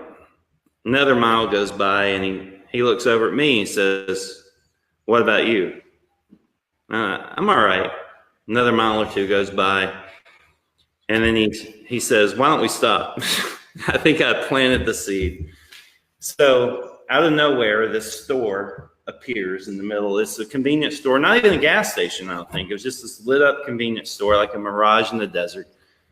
And we stop and we go in. And I'm not thinking about the way we're dressed. Dan was not dressed like this. He was, looked much more menacing in his hat. I put on the show. Hat. He had the hat. He had the jacket, black sweater. And I'm dressed probably in the same shirt. And we're both giants. And we walk in, and there's these two little guys working there. And one guy goes off to the back, and the other guy's in the front. Dan tells me, he says, you go first. I'm like, all right. So I'm standing in there, and I'm doing my business. And between water splashing, I heard like almost none of their conversation other than Reese cups being a really good snack. I never asked you about that. Common. Anyway, so I come out.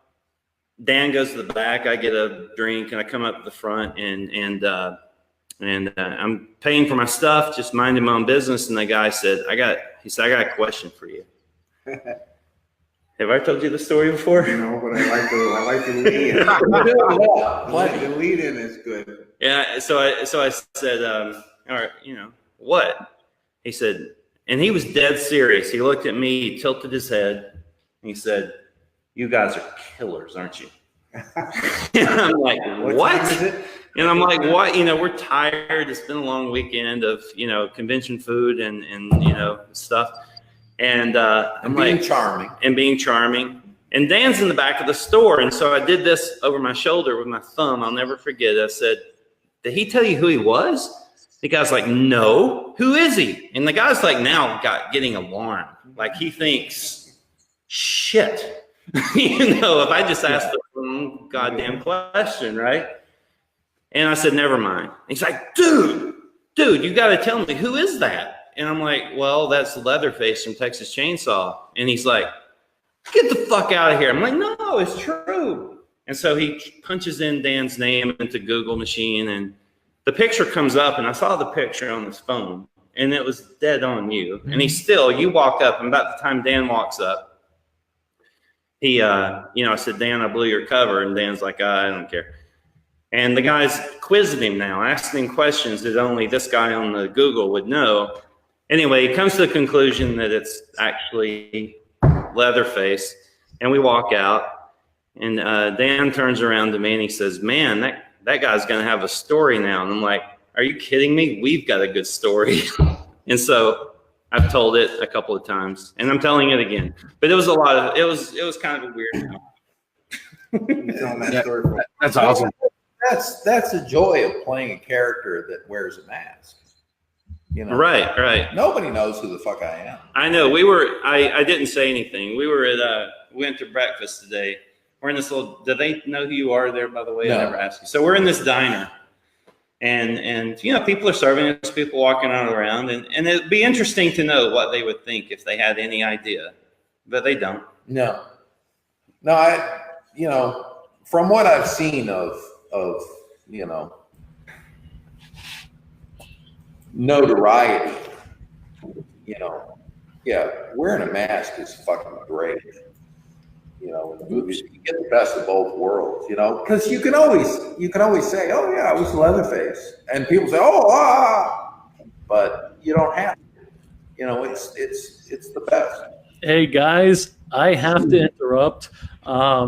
I wanted to thank Shannon for coming on. It has been an absolute pleasure. And one day I want to get you on my personal show and look at your collection, if I may, please. Because it Absolutely. That'd be Likewise. fun. Thank you, Shannon. Good to see you. Cool. And we can I was talk hoping about Shannon was still on. projects too. Yeah. If there was one word of advice, Shannon, for aspiring editors that you could give, what would it be? Patience. Fair enough. All right, guys, I don't mean to be rude. I've got somebody waiting in the lobby, and I don't normally work like this. Shannon, I do apologize. Shannon. Bye, Shannon. I'm going to be reaching out to you. Awesome. Please do. Thanks. All right, guys. Joe, who could it be? Well, not who you think. Oh, no. No. All right. We love surprises. We're about to be surprised. Oh, I see the name. There he is. Jesus, it's the man. Brother, how's it going? Can you hear us? You talking to me? John, yeah. Yeah. How's it going, man? Here, You're on the porch. 3, 2, 1, live. That Live from a ridge in central Tennessee. It's Drinking with Dugan. Tonight we're drinking Heineken. Cheers, brother. And we're drinking with my friends Dan Yeager and Big Ron Scott, Cheers, who John. of course everybody called Tiny for God knows what reason. That's just the How you phone. doing, you big galupas? I could take you both on right fucking now. You know that, don't you? We know. Same time. You know, you guys, to take on, for a guy like me, to take on two guys your size is so fucking easy because you like fall over each other trying to get to me and shit. It's so funny. Well, All I've you done have it to more do than is once, trust me. That's it. Hey, I've always had a problem with the little guys, too. All my fucking life. They all think, oh, yeah, I'll take on the big guy. You know, what's the worst that can happen? He beats the shit out of me, or, I get a lucky shot in. I know how that is. Well, you always have trouble with huge bouncers. Yeah. They're afraid of the other big guys, so it's like, when it's time to tell everybody to leave, they tell me to leave first. Okay, pal, time to go. It's like, tell that big motherfucker over there it's time to go. Give me a few minutes here to finish up my drink. Now you got to go. Why doesn't that big fat ass over there? Why don't you finish your drink? Jesus, what kind of savagery do you get involved in? Damn, Dan, I haven't seen you for a long time. It's been too long, Dugan. You're growing like a weed, son. When have you guys seen each other last? Oh, God, it's been 3 years ago, Whorehound, I think. Yeah, a couple of years ago. Damn. Yeah, maybe 2 years ago. Yeah. And it's I been could ask just Stacy, she'd tell me, but she's in there, and I'm not there. it's just been over a year since we hung in New Jersey. That was Yeah. Well, that was a good time. Yeah, it Weather was. sucked really bad. Remember how terrible the weather was? Well, yeah. Well, we were in the hotel most of the time. But I mean, just walking over the restaurant across the parking lot. Yeah. Because it was like snowing sideways. And our friend Terry was with us. Yeah. Yeah.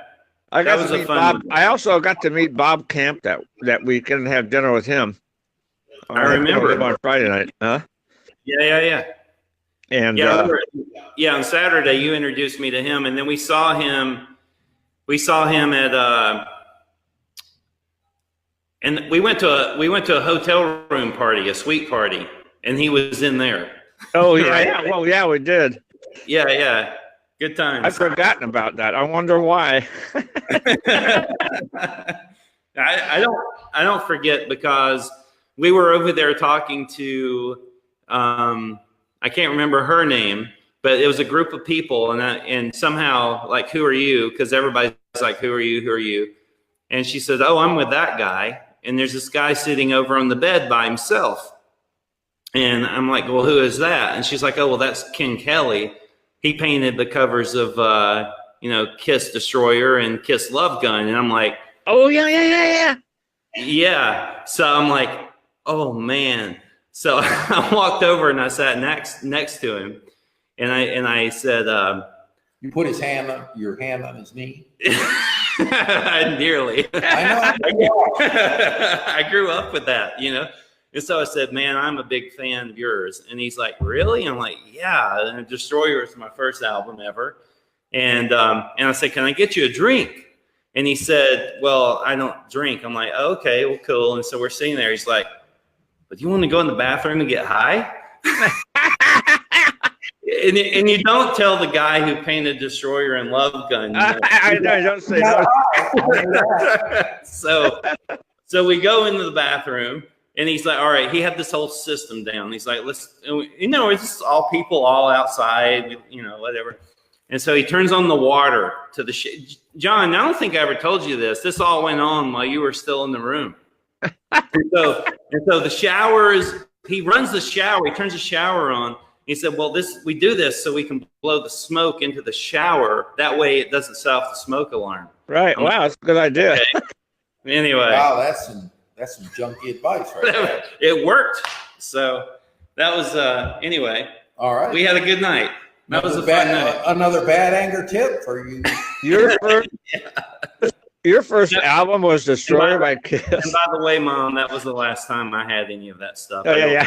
I don't really smoke it, but you just can't tell Ken Kelly no. So my first album was Ray Charles sings country and western. Wow. What year was that? 1962, maybe? My goodness gracious. Does that sound right? 62, 63? It's a fine album. You should check it out on YouTube. It's quality shit. It really is. I'm not kidding you. We should introduce you to our friend Lloyd T. Williams here. John in the middle, who I didn't even notice he was there until he moved. Named Dugan. I always wanted to be named Dugan. You did? Good Dugan's a good name. Dugan, Tiernan. It's actually it's kind of in between. Yeah, if the only person the only person who pronounced my name properly was Gunner. Yeah. Because his name isn't Gunner, and it's not Gooner, it's Gunner. Oh. My name is not Dugan, and it's not Dugan, it's Dugan. Dugan. So he could say it, and I can say his name, but nobody else. It's a neutral. To Gunner. It's an N4. Yes, to Gunner. Oh my God! Do it again. I'm trying to fucking What are you doing, dude? Oh, he fell down. My wife just pushed her big titties against the window. Are you okay? The perfect storm.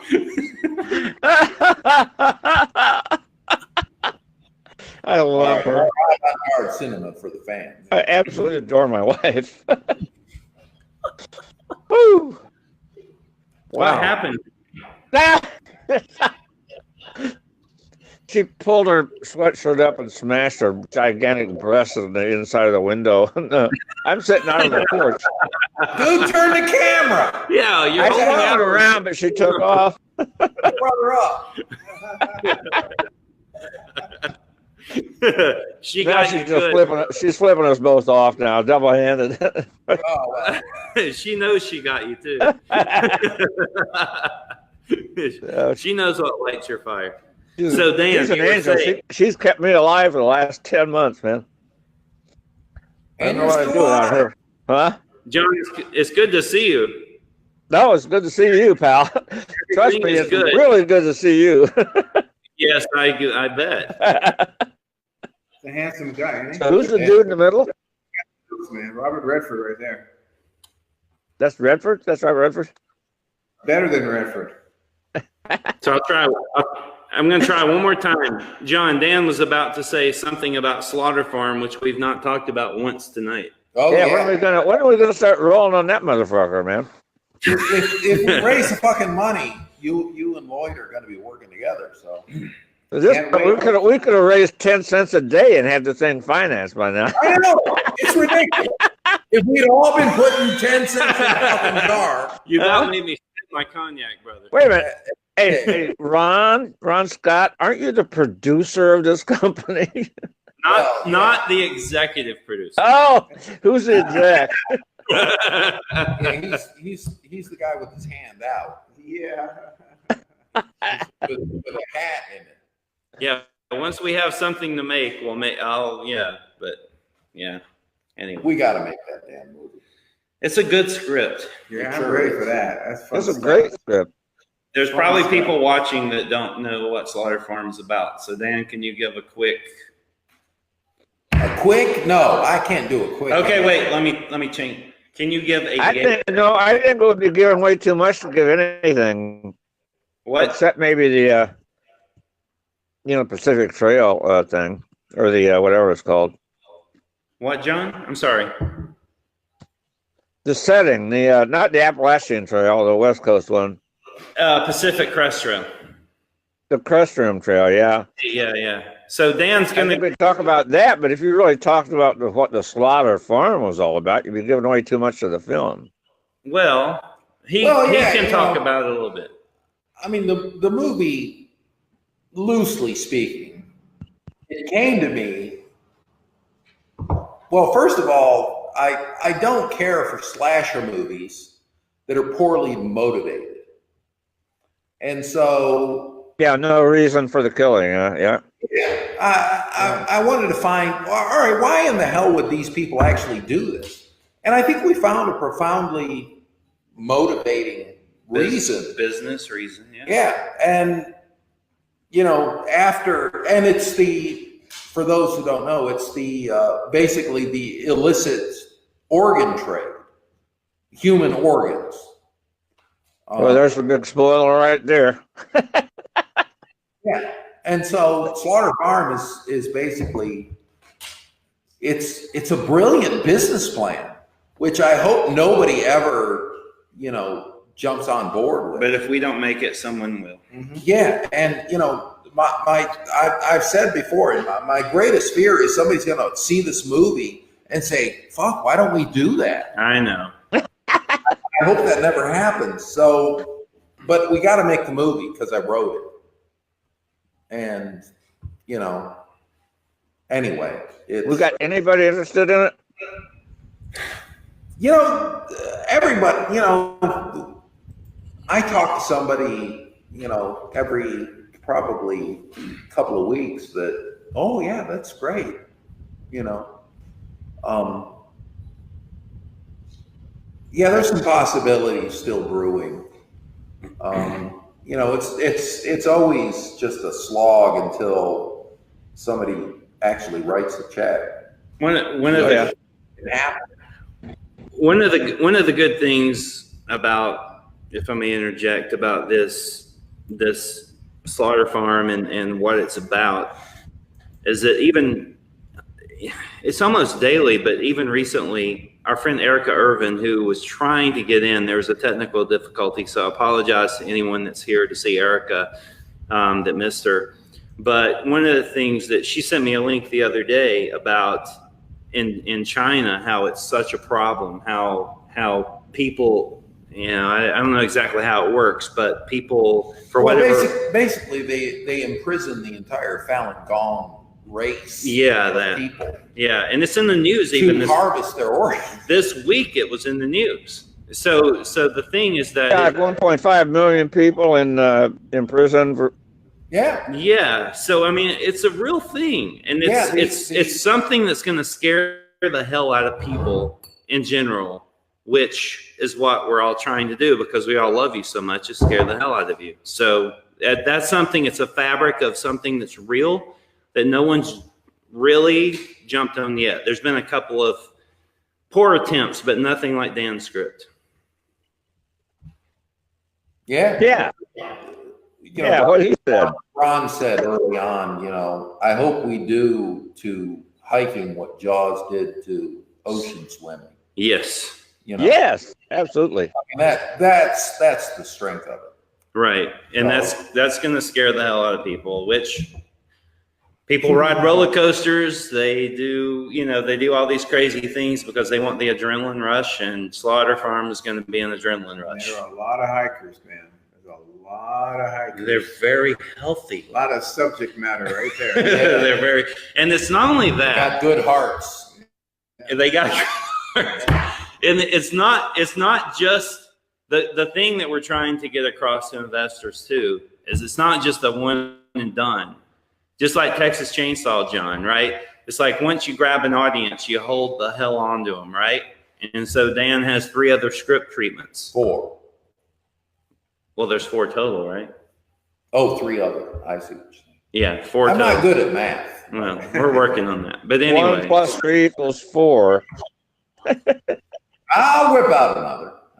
So John, what have you got going on this year? I know one show with this guy over here. You got a bunch of other stuff coming up. What's going on? Yeah, I saw it. You just shot a movie? I have 2 cons in June. And I'm signed on to like 3 films that are all contingent on getting money, so. C word. Dan and I both at the same time. C word. So, but I got 2 shows in June, and I got about 4 in September and October. I got nothing in July or August yet. Are you coming hopefully to I New will. England at all? Huh? Are you coming to New England at all? Do you know yet? I'd love to. Oh yeah, I think. Oh yeah, I can't announce it yet though. Oh, all right. Well, you can. Yeah, we'll talk. I can tell you, but I can't do it here. Yeah, good. Cool. I think it's New England. And what was the It's up there movie? somewhere? It ain't far from you. You just filmed a movie too, recently. You were part of. I saw something on Facebook. You were wearing a cowboy hat or. Oh yeah. It's called Harp. It's about the Harp brothers, who are the first serial killers, known serial killers in what is now the continental United States, and When was now that? Kentucky. What's now Kentucky? I think it was probably the Virginia territory. It was like 1780 something. Okay. Wow. These 2 brothers who just traveled around what is now Kentucky, Tennessee, and maybe Alabama, and they were just murdering scumbags. They just killed people and took their money and shit.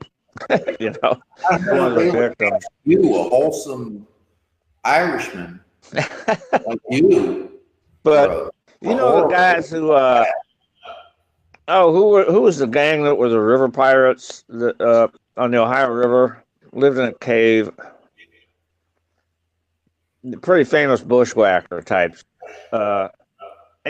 They murdered people in their rafts coming west on the Ohio River to settle the territories and stuff. And they get them to come in this cave,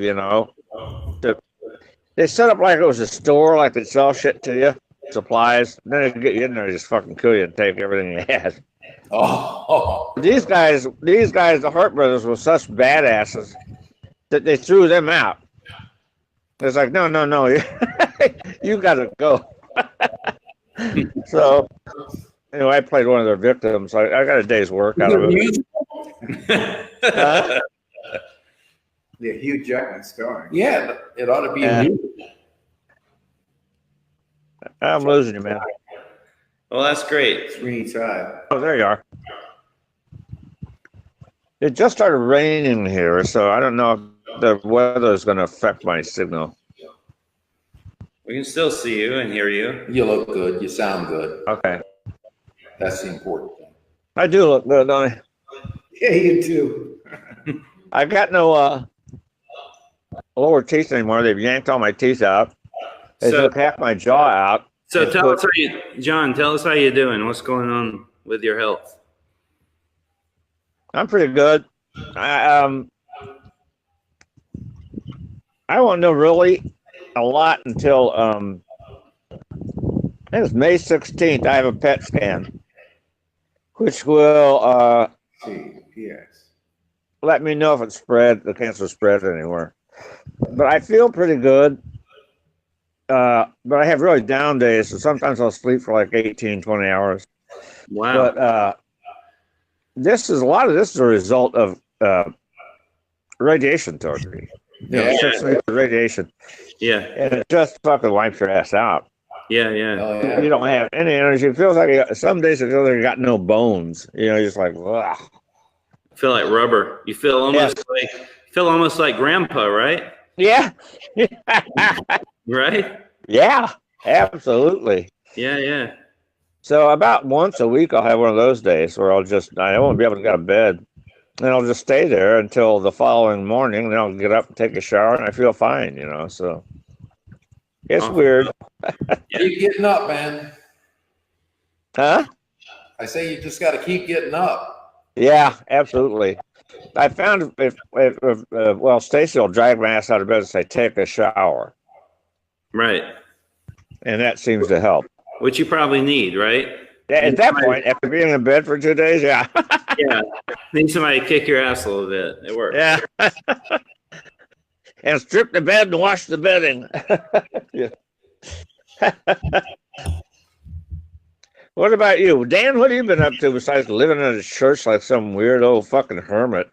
Yeah, no, we took up residence in the old Baptist church. We're in the congregation now. You should see what we see. It's Praise Jesus, man. Praise Jesus. Yeah, the Hollywood thing, I did it for 28 years, and it just got to be too much, and found this little sanctuary of peace and quiet here in sanctuary, literally. Central New York, and some of the best shooting locations in the world, right? Oh, yes. Right here, the best location. I can't wait to get it. Some of this stuff. Especially a lake monster movie. Yeah, we got a lake monster movie you're going to be involved in too. Okay, is there a lake on your property? No. We live in a little village. It's a little village church that we live in. And, but it's in the middle of the Finger Lakes. So there's Lakes everywhere. 50-mile long lakes, within, one is within 10 minutes. The other's 20 minutes away. Loch Ness East. Mm-hmm. Oh, there's a picture of me as Officer Chapman. Deep Lakes. Like Glacier, John, if you guys don't mind. What? I have a question for John, if you guys got a second. Yeah, go for it, CW. John, well, wait a second. John, this is our good friend CW. CW, this is John. Hey, how are you doing? Hey, CW. What did I call you? C? CW, whatever, man. Whatever works. CW stand for what? Crazy wacko or? There you go. Cunty wussy. How about cunty wussy? I like it. Cunty wussy. That's great. Yeah. So cheers. What's up, Cunty? Back in the day, I got to try to get dates right now. What, 74 for the original Chainsaw? Well, we shot it in 73. 73, but it was released in 74? Yeah. Yeah. So back in the day, what was it like working with Toby and Gunner? You guys take over. Well, it was great working with Gunner. Toby, I couldn't really tell you. Yeah? He didn't spend a lot of time with me. The way that they seem to direct together, he and Kim Henkel, because they kind of co-directed the thing. Okay. And co-wrote it, supposedly, but really Kim Henkel wrote it. But and Toby just kind of shot ideas at him. But Toby was, really concerned with the technical aspects of the actual filmmaking part. Sorry, I got a case of the drools here. They fucked up my salivary glands and they cut half my mouth off. To me. He was more concerned with the technical, like the camera work, and the camera angles, and the lighting, and all that stuff. And Kim was more involved with the one-on-one talking to actors, and he was always rewriting too. And he was always sitting there off camera with a legal pad and a pencil, writing and just tearing off a sheet and handing it to somebody between setups and saying, "Try it this way." It was either notes or new dialogue. As far as Toby, he was really aloof, unless he was telling me, because I worked as a production assistant when I wasn't acting. Oh, nice. So another, telling me to get in the fucking truck and go to pick up a prop or get him a Snappy Tom at the U-Totem or, drop off some shit we didn't need anymore back at the prop place or whatever. He didn't talk to me all that much. I spent some time with him in the place where we edited, a place called Shootout in Austin. Look at dailies and stuff like that. And occasionally hung out at his apartment with him, really. But he was really sort of a kind of an enigmatic guy. I didn't know him really well until he just became an asshole. John, can you tell me a little bit more about yourself to familiarize me with you and your history and what you've done in the business, just so that for my edification? When the Chainsaw was my first film, and at the time that I was hired to do it, I was doing a children's play at the Goodman Theater in Chicago for the summer. Oh, the Goodman. I was a student at the Goodman School of Drama at the Art Institute. And I was between my second, third year there. And I was working at the theater in a children's play. And Kim Hankel, who was married to my sister, called me and asked if I'd do this film with him.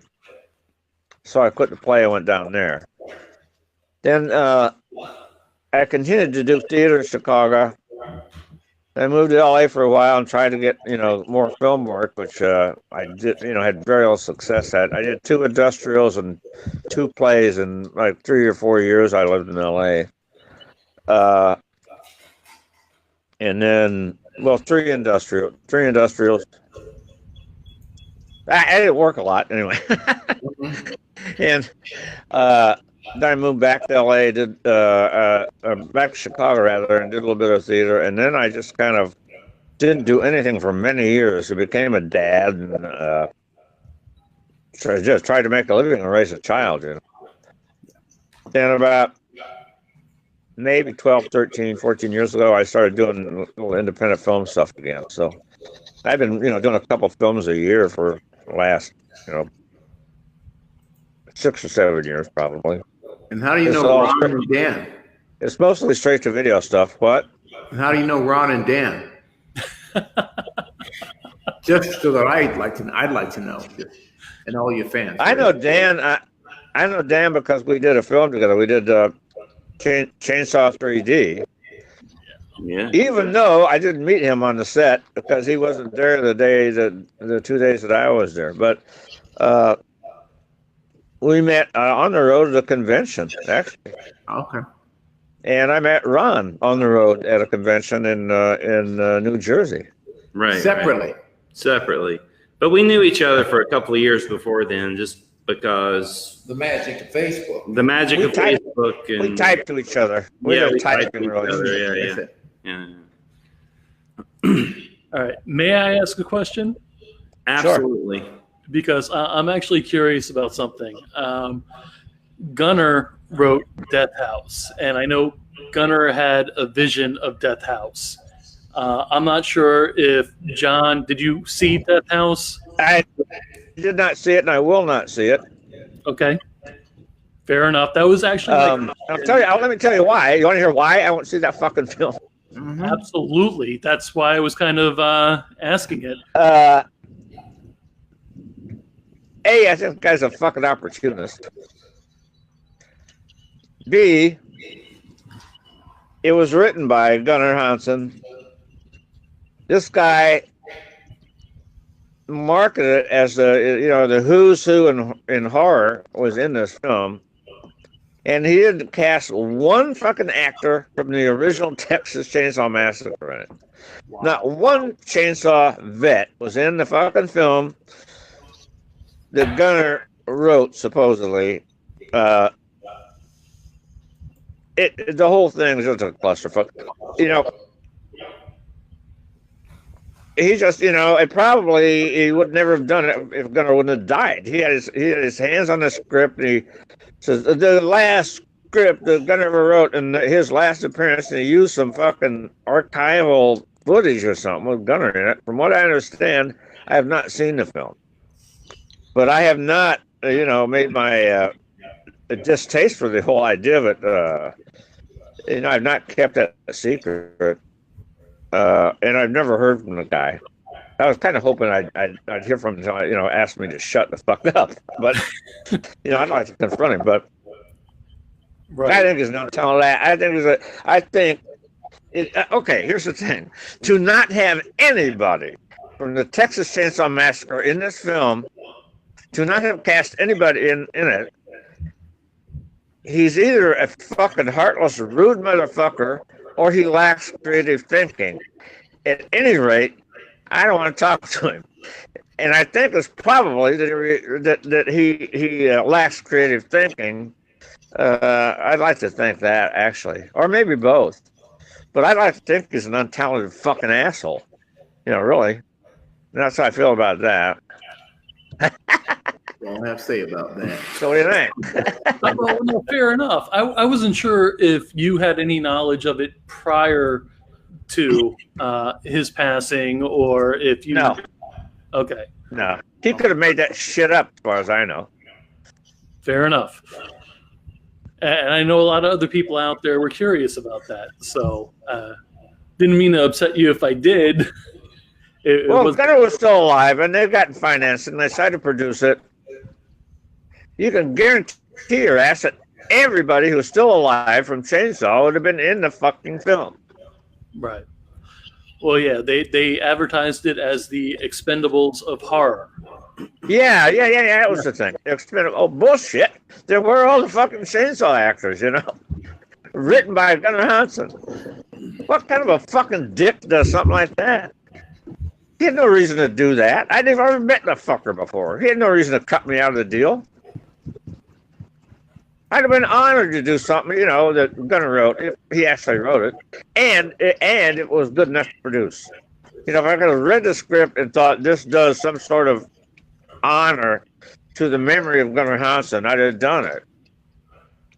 If I thought it was a piece of shit, I was like, well, I don't think we should produce that, really. I don't think Gunnar would want it produced, You know what I mean? Absolutely. But to take some loose thing that he may have written and add a bunch of shit in there, and take a bunch of fucking actors on day rates and throw them in there, It wasn't what he advertised. Exactly. Yeah, no. Yeah, I did not see it, and I will not see it. So. On a personal note, I'd like to thank John for doing a phenomenal, awesome job as Gramps in the original. Well, thank you. Woo! Yeah. Check that out. Hell yeah.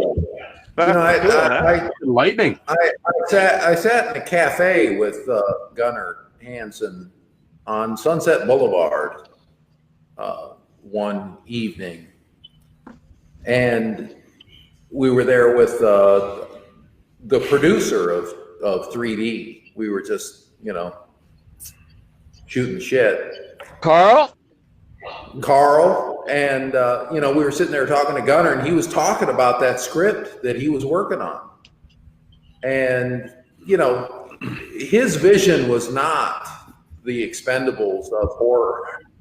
That was not what he was writing. He was working on a genuine, true. I don't want to use, well, yeah, maybe I do want to use the word homage, you know, to horror movies. And yeah, I hear what you know, yeah, That was Mazzacone, right? that Texas Chainsaw would be excluded from it was absurd, you know. Yeah. Anyway. I don't know how I'm so pissed off at this guy that I haven't met that I can't believe Gunnar was even friends with him. Yeah, I don't think Gunnar ever finished the script, honestly. You know, the last time I talked to Gunnar, he wasn't. I don't know what they ended up with. You know, they took what he had, you know, what he had written, and then finished it. That's why I think this guy is a total opportunist. Yeah, it didn't sit well with me either. I don't know. I think cashed in on Gunnar's sudden demise. Yeah. I think he's a fucking scum sucking pig. It was a little distasteful. Yeah. God, I hope he's watching this. Yeah, I'm sure he is. Oh, wow. All right. I mean, I got more of an answer than I ever even imagined. Thank you, gentlemen. Yeah, you stirred the pot there, Joe. I guess, sorry. People want to know. Why we're here. That's why we're here. Whether they're controversial. Go inside, man. I can't hear anymore. It's raining so hard out here. I'm seeing lightning behind you, John. John, where are you? Go on, talk amongst yourselves. Like 3 or 4 lightning flashes behind you. No, they're getting tornadoes. The Lord is not pleased. What's with going you. on behind you? You know? There's a lot of lightning behind you, struck down. The Lord is not pleased. You may well be smoked before the show is over. What a way to go out. Yeah. Here we go. Wait a minute. Hey, over here. It's better. There you go. Hey, you ain't gonna hide from the retribution there, bro.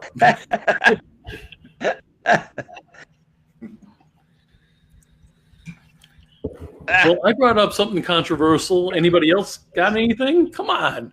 No, that was the gold standard of controversial. And That was.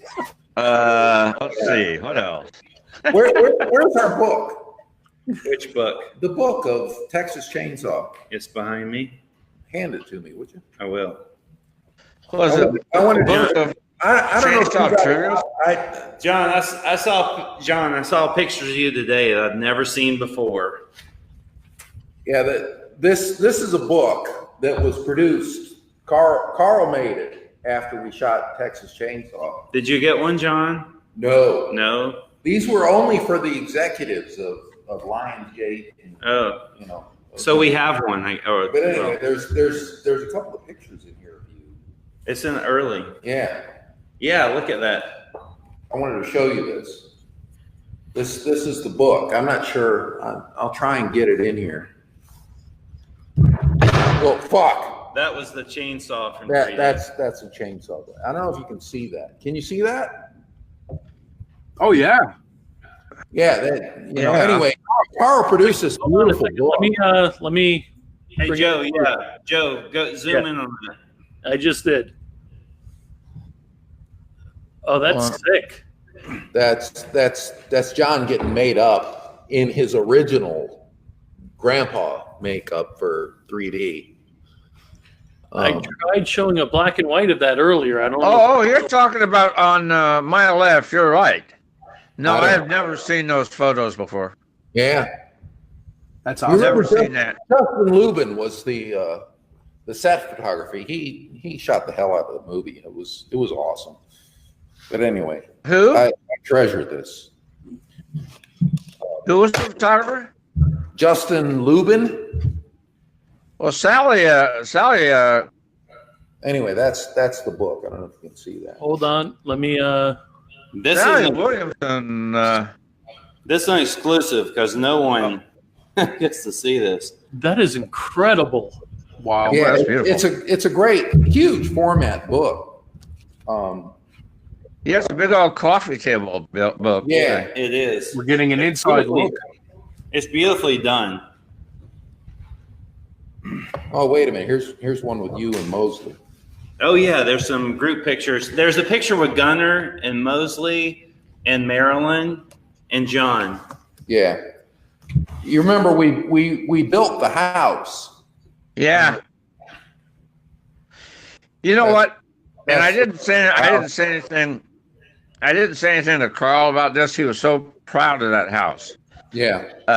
And he wanted to get. He had a camera crew ready to get my reaction. Seeing that house for the first time. Yeah. And I was pretty taken aback. It was incredible, you know, what they'd done. But the first thing I noticed was the foundation was in brand new cement block. Yeah. And they hadn't bothered to paint it, you know, like old stone. Right. So it was brand new concrete block. But that didn't show in the picture. And I said, "What do you think, John?" And I was, "Oh, it's incredible." I really want to say, "Oh, you what? You didn't have a few more hours to paint the fucking foundation?" Yeah. But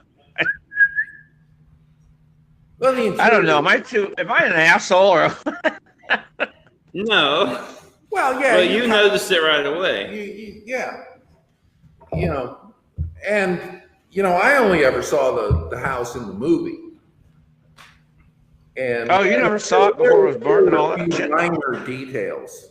You know, I was obsessed. I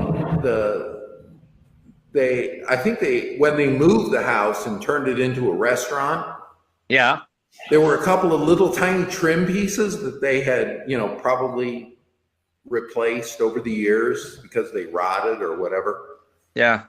And so the house we built was actually a replica of the house as it exists today. Not exactly the same as it was. If you look at the frames of the original movie, you know, you can pick out tiny little differences, like in the dormer on the top of the house. You know, you can see the trim is slightly different. But man, you know, they busted their asses to make that. Up in Grandpa's room. And then, you know, because they knew they were going to burn the fucking thing to the ground too. So I give them some credit. I thought they did a good job. Oh, I think they did a wonderful job. Yeah. But I always notice little fucking details like that. Yeah, that's, you know, yeah, having never seen the original house. When I was a lighting and electrical grip and part-time camera operatorship for television commercials, which I did for years, I always like to just go to what's called the continuity guy. Yeah. You know, we didn't have anybody assigned to continuity, but everybody always looked at me like, did we get it right? And I was doing a commercial for AT&T, an industrial for AT&T. It was for their yearly stockholders meeting. We had this beautiful fucking film, a short film, maybe 20 minutes long, for AT&T stockholders meeting, and we built this beautiful office space with a beautiful fucking cyclorama built in with a big window overlooking the Chicago skyline, and we took 2 days to fucking set it and light it and all that shit. And we're finally getting ready to roll. Still trying to a day and a half into this thing, you know, we're getting ready to roll, and there's the actor who's playing like the CEO of AT&T and all that shit. We may have. The show must and I go looked on. at the desk. I can you still see me? John Huh? here. Yeah. Can you hear me? He's trying to. John, can you hear us? Earth. I can hear you. Yes, I can hear you. John, hold up 2 fingers if you can hear us. Can you hear us? Something's happening. Give me 2 seconds. Hold on. All right. Maybe it's a sign we've gone on too long. I don't know. Yeah. Well, we've gone on 2 hours and 15 minutes. Sounds like us. Sounds like us. Sometimes. So anyway, to make a long story short, To make it long we're story back on. So we're getting ready to roll after a day and a half of setting up this just talking head, you know, a guy in an office setting. very nice office. He's supposed to be the CEO of AT&T or something. Yeah. I look, we're getting ready to roll. We got 5 minutes to go, and I look, and there's not a fucking telephone on the desk. You know, I'm just a grip. So I go to the what you call it, the gaffer, and I say, hey Jimmy, this is for AT&T, right? He said, yeah. And I said, there's no phone on the desk. He goes, oh shit. I said, I'm gonna go tell the AD. And he goes, of course. He goes, no, I'll go tell him. Didn't want me to have the fucking points, you know. So anyway, we have to shut down for 3 hours while 2 PAs actually go to an AT&T phone store and buy like 4 telephones so they can figure out which one they want on the desk of the AT&T or the CEO of AT&T. Yeah. But of course, that gaffer didn't want me to get the credit for noticing a major fucking snafu. Ew. You're just a lowly grip. That is awesome. Somebody, you know, all these freelance grips and stuff I used to work with, somebody described us one time as the most highly educated group of underachievers he'd ever met. Oh, Lord.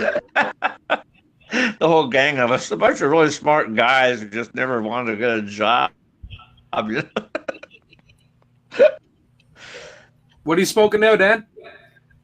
It's a giant Asylum 13. It was huge when we started this show. Still working on the same one from the start? Yeah, it's a 2.5 hour smoke, man. Yeah. Wow. Why I haven't smoked in 5 years. I was going to set up at my garage tonight so I could smoke my pipe, but yeah, maybe another time. Yeah, I smoked for 47 years, and then I quit 5 years ago, and it wasn't that hard because I was finally ready, I think, you know. And so then I get last June, I get diagnosed with oral cancer. And the doctor tells me, you know, this type of cancer is absolutely from smoke. Actually, when they first looked at it before it was biopsied, but his resident, the young doctor said, looks like papilloma. And the doctor said, papilloma, and everybody was papilloma. Yeah, it looks like papilloma. And I said, papilloma? You mean like HPV? Human, what is it? Human virus. Yeah. You know, like venereal warts, that sort of papilloma. And he said, the guy said, yeah. I was like, oh, for Christ's sake. And I said, could I have gotten this cancer from performing oral sex? And the guy goes, absolutely. And I was kind of proud, you know. It's like, hey, all right. I said, I've eaten so much pussy, I got fucking cancer from it, you know. wow. That's a bad problem. I was really kind of proud of it. And so then they biopsy it, and he tells me it's this other kind of cancer that was absolutely caused by smoking. And I said, shit, you know, I quit 5 years ago. And he said, well, honestly, this probably started about 10 years ago and just decided to present itself. And the first thing I thought as a smoker was, damn, I mean, I didn't have to quit. You know, shit, I could have kept smoking. I already had it. I meant to ask Dan this before. When you're on the pipe, Dan, what kind of pipe are you using? I've got a few pipes. There was one I bought actually in Louisiana that I really like. It's shit, I can't remember what kind it is. I don't know. Depends on my mood. You know. I think it was a Meerschaum. Wasn't it a Meerschaum? No. I don't know. That's the only pipe name I know. Yeah. That's my good old faithful right there. You know, my go-to is yeah, it's a fairly big bowl, briar pipe. Oh yeah, Brian. I prefer meerschaum. Yeah, well, maybe if I go full Sherlock Holmes. I used to smoke dope out of a corncob pipe I got at the local, like before there were convenience stores, there were neighborhood markets, usually run by some old lady who lived in the house that was attached to it. Yeah, my grandma smoked a corncob pipe. No shit.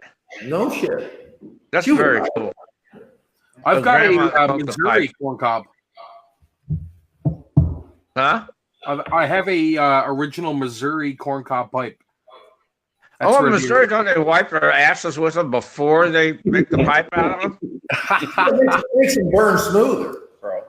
Yeah, I've got Are a you few pipes. from Missouri? Are you from Missouri, seriously? No. I'm from Canada. Oh, okay. Canada. Oh, in Canada, don't they wipe their ass? Never mind. I just feel like insulting somebody. Nobody from Missouri is going to smoke one of those. Hey. If I can go to bed tonight knowing I was assaulted by John Dugan. Hey, CW. Yep. You know what the difference is between a Canuck and a canoe? Oh no. What? A canoe will tip occasionally.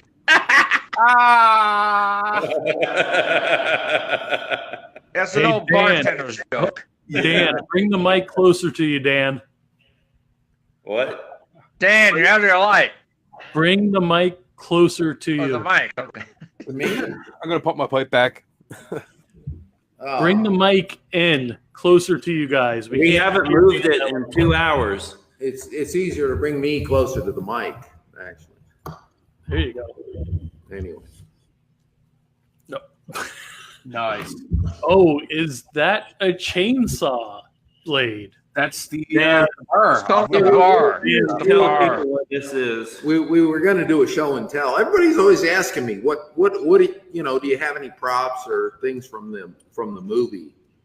And that's one of the things I got was one of the original bars from one of the chainsaws. nice. And there's another chain back there. Right. Yeah, I think that's a Bama blade too. I ended up with both. Chainsaws had what the prop guys referred to as the Bama blade. Don't even say it. Because but you're going to. Of course I'm going to. Because we all know Ron is from Alabama. Right. And the chainsaw guys on the movie were from Louisiana. And so they always referred to the chainsaws without teeth as the Bama blades. Oh. It was some kind of a slur against Alabamians, which I don't agree with, because I mean this guy here, full head of teeth. Full head of teeth. In the background behind you guys. In the background behind you guys, on the right and left, are those? Hey, Dan. Yes, sir. The toothbrush was invented in Alabama, don't you? Oh, Because if it had been invented anywhere else, it would have been called the teeth brush. Yeah. so are those original sculpts for the mask of Texas Chainsaw? No. The one over there was one I made myself. It's made out of pigskin. Oh wow! Anyway, it was just something. It was my own little craft project, And then this one over here, I got to talking to somebody online, and he made some really cool masks. I said, "Oh, I want you to make me a mask." And Josh, I wish I could remember his name. I'm terrible at names, and I apologize. Huh? What? I'm terrible at names, and I apologize to Josh for not remembering his name. Oh. But anyway, I'll find it and I'll post a comment maybe. So you made your own mask out of pigskin? Yeah, that one is pigskin. The one you wore on screen? No. Oh. No, that the on-screen masks were all those were made by K&B Effects. But those bust. Yeah, those they're actually on my head from the movie. When they made the original mask for the movie, they cast my head. Right. Which is a wonderful. Been there. Everybody should have their head made. Oh, I've been there several times, man. Yeah, that was good. Yeah, back in the day, didn't they used to use like KY jelly or something? Well, I hope they still use it. They still use KY? Well, bust sculpt? Well, they put Vaseline. They put Vaseline or something on your face so that the mold comes off easier. Yeah. No, nobody touched me with KY. That's what I was getting at. Okay. Kentucky jelly. Yeah, I don't know. I don't know where you get your masks made, but not mine. No, when I talked to Nick Vince when he had the Chatterer makeup on, he said that they used to use KY on his face in order to get the prostheses off easier. Huh? Yeah. I don't know. The whole head cast or the whole face cast, they do put something. They put like Vaseline or something on there so it comes off easier. Yeah. Bastards. They didn't tell me what it was. Sorry to break it to you. That could be unfortunate. Absolutely. Yeah. I don't know. I don't remember being lubed up like that. It could have happened. Okay, Ron, this is your opportunity. Dan just said he doesn't recall being lubed up. What? And why is this my opportunity? Yeah, that I'm questioning that. He picks on your drinks, so I figured you'd be able to. What? You're going somewhere I don't know how to come back from. All right, I figured it was an easy. I'm trying to follow you, Joe. Wow. Hey, Okay. hey, Joe. Hey, that's between Ron and me, by the way. Hey, Joe. Check your phone. Erica's really trying to get in. Check your phone. I gave you her phone number. Please try to call her and help her. We'll entertain Joe and CW and John for a few minutes. I know you have to walk outside to do that. All right, I'm bailing. Okay. Is there a phone number involved, Ron? If so, I just texted to you. all right, cool. Okay. Sorry. And for anyone that's on looking for Erica, we're trying to get her on line. Hopefully, Are there people actually listening to us? we do have viewers. We do. We have 13 of them left. There's 150. There's a little icon in the.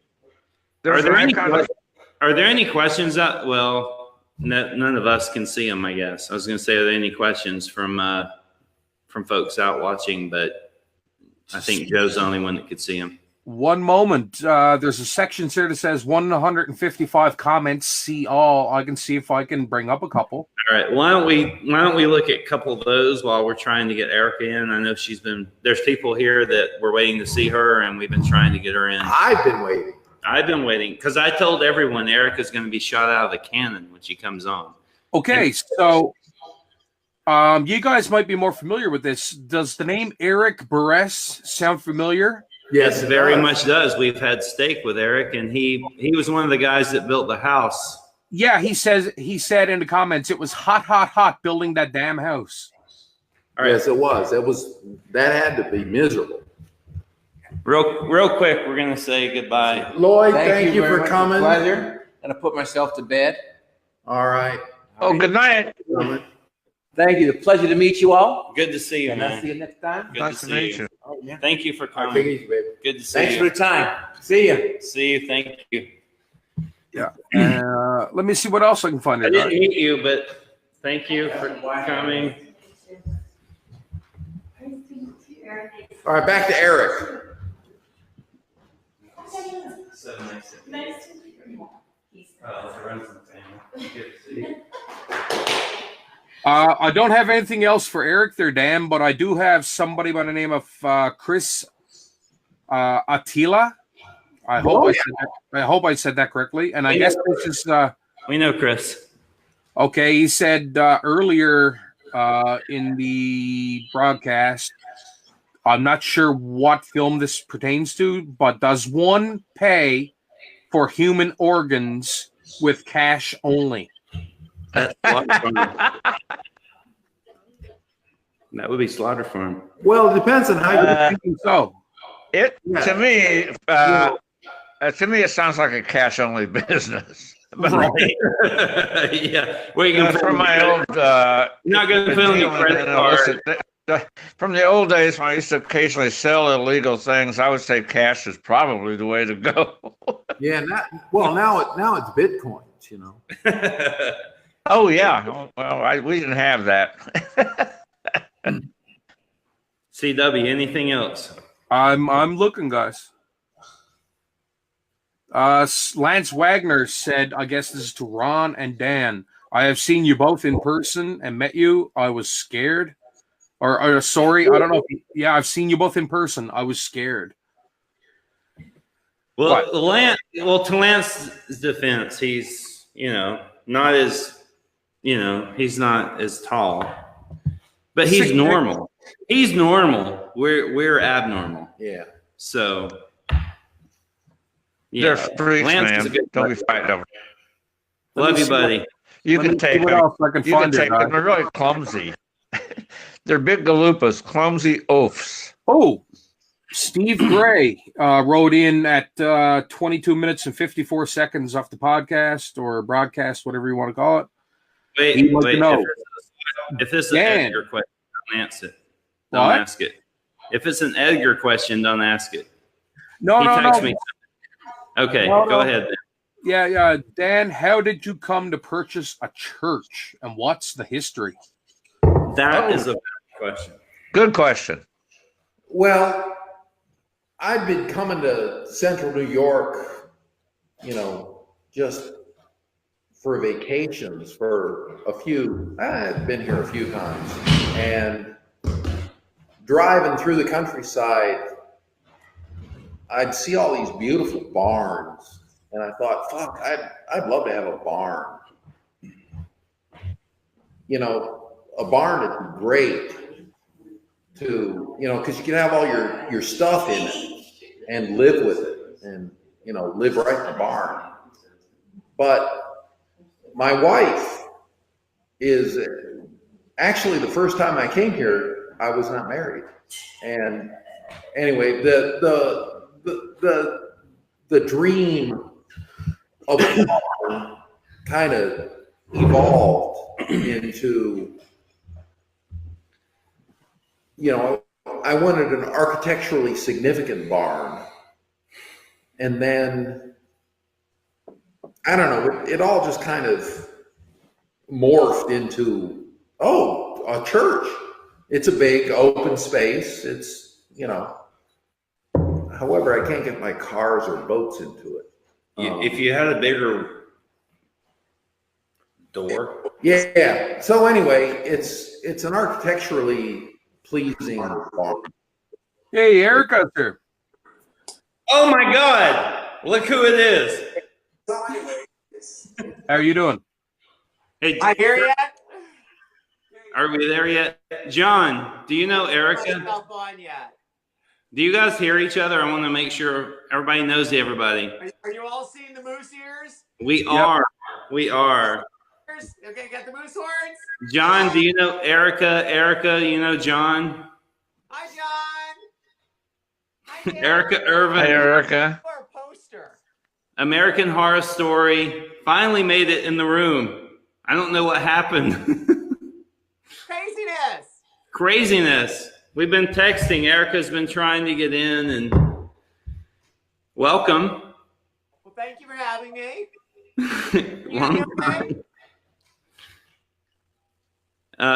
Erika, get closer to your mic. Can you guys hear me okay? I can hear you great. I can hear you great. Okay, good. I can put my headset on if you need me to, if that's helpful. I can hear you now. I can hear you just fine. Yeah, we can hear you. Good. So, Erika, what have you got going on? Thank you for coming in. You've been trying to get in for an hour, I think. I'm so sorry.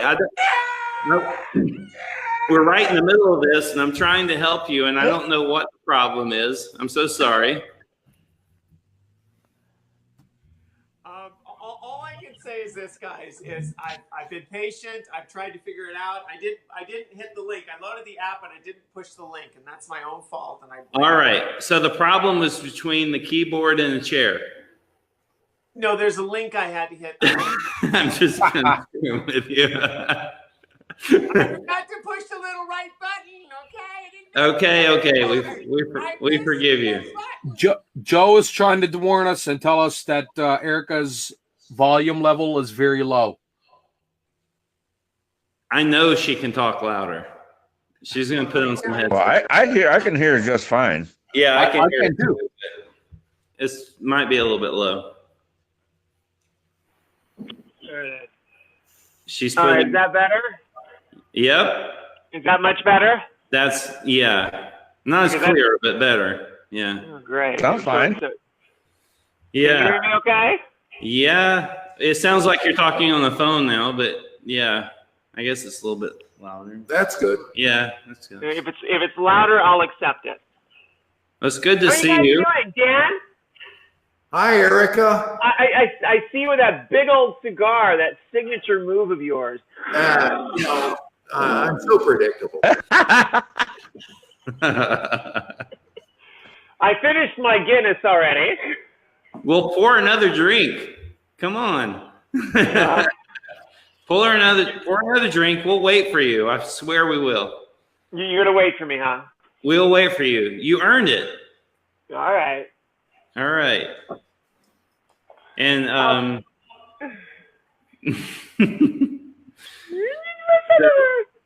so there's you're already dousing it. Look at that. Huh? Look at you just dousing it. Give me a second. I'll be right back. I'll pour a drink, okay? You did it. You earned it. It took a while to get in. Give me a couple seconds. Be We right will. back. We'll wait for you, I swear. Hey, Joe. Oh, look who's back. We got it fixed. A phone call. It fixed it. Where is everybody? Okay, you guys are in New York. Where are you? I'm in Florida. I'm originally from New York, but yeah, I got Well, transplanted. half of the people who live in Florida originally from New York is like. You got any fish jokes? Oh, Martin, you know that Martin? You know that Martin Mull song? Am I in heaven or am I in Miami? You know that one? I thought you were to come up with like a fish joke or something. So I was like, I'll take it. am I getting tan or am I getting freckles? I hope it's tan because I'm spending lots of shekels. Spell Miami and then ask me why. Am I in heaven or am I in Miami? We got John singing. Oh, sometimes I just crack myself up, man. Yeah. Sorry. I got to catch up with you guys. I just poured a bourbon. There you You guys go. are way ahead of me. There you go. We are. Getting a little light here. I'm trying to get my bourbon and Coke going, okay? So I'm catching up. So wait a minute, Erika. How much of that is bourbon? How much is Coke? Is it a Yeah, splash of really. Coke for color? I would say about, when it started was right here, and then there's a little, I don't know, shot. It can't be that much. You still got clothes on. We have to tell him a story when, oh my God, Dan, Ron, and Robert Mukes were there, and we were all being shot, and there's this classic picture of us just like Joe, I knew this was going to come up. Joe has pictures. I got a picture. Is it? Wait a second. It's the series we were backstage at. It's the four of us: Robert Mukes, Dan, and Erika. I gotta drop out in order to bring the picture up, but I will absolutely bring that up. Okay. All right. You were It's a fun backstage where? picture. It's a really fun picture. I don't know what it was. There it is. The photographer was taking all these great shots, and I just decided cut your to heads say, off. my God, oh God, this is like, it's so rare for me to have three guys that are as tall as I am at the same time. So I'm going, can we shoot a porn? Maybe do a threesome? No, that's And not what you said. I forgot what it was. It was something I said that just made it. It was Robert I remember. Muke. I What did he- remember. what- So, Joe, if you can go to the next picture when Robert Mukes lost it because Erika was standing right next to him. Oh, this one, your heads are all cut off. Oh, well, I think it's showing up on the you can't see it, John, but I think it's I'm showing looking up. right there. Okay. I don't. No, so Erika kind of says over to Robert, and Robert's Robert's trying to look badass in this picture, as you can see. Oh, of course. Yeah. Oh, he's always trying to look badass. He's got. Yeah, He's trying to look badass. And then he loses it. Joe, there's another picture where Robert looks over at Dan and I, and he's got like, unfortunately, I had it, but I don't have it now for some reason. All right. Well, anyway. But yeah, he was friggin' cracking up. Robert's looking all serious. Robert's looking all serious and badass, and Dan and I are over here just trying to, Dan and I are smiling. We're doing our thing, and Erika turns over to all of us, and she's like, "Fuck horror, let's make a porno." And then Robert loses it, and he looks over at us, and Dan never changes his composure. I don't think I do either, but Robert, he lost it. That was good. That was a fun time. That was in Worcester. I like any picture where I'm the little one. Yeah.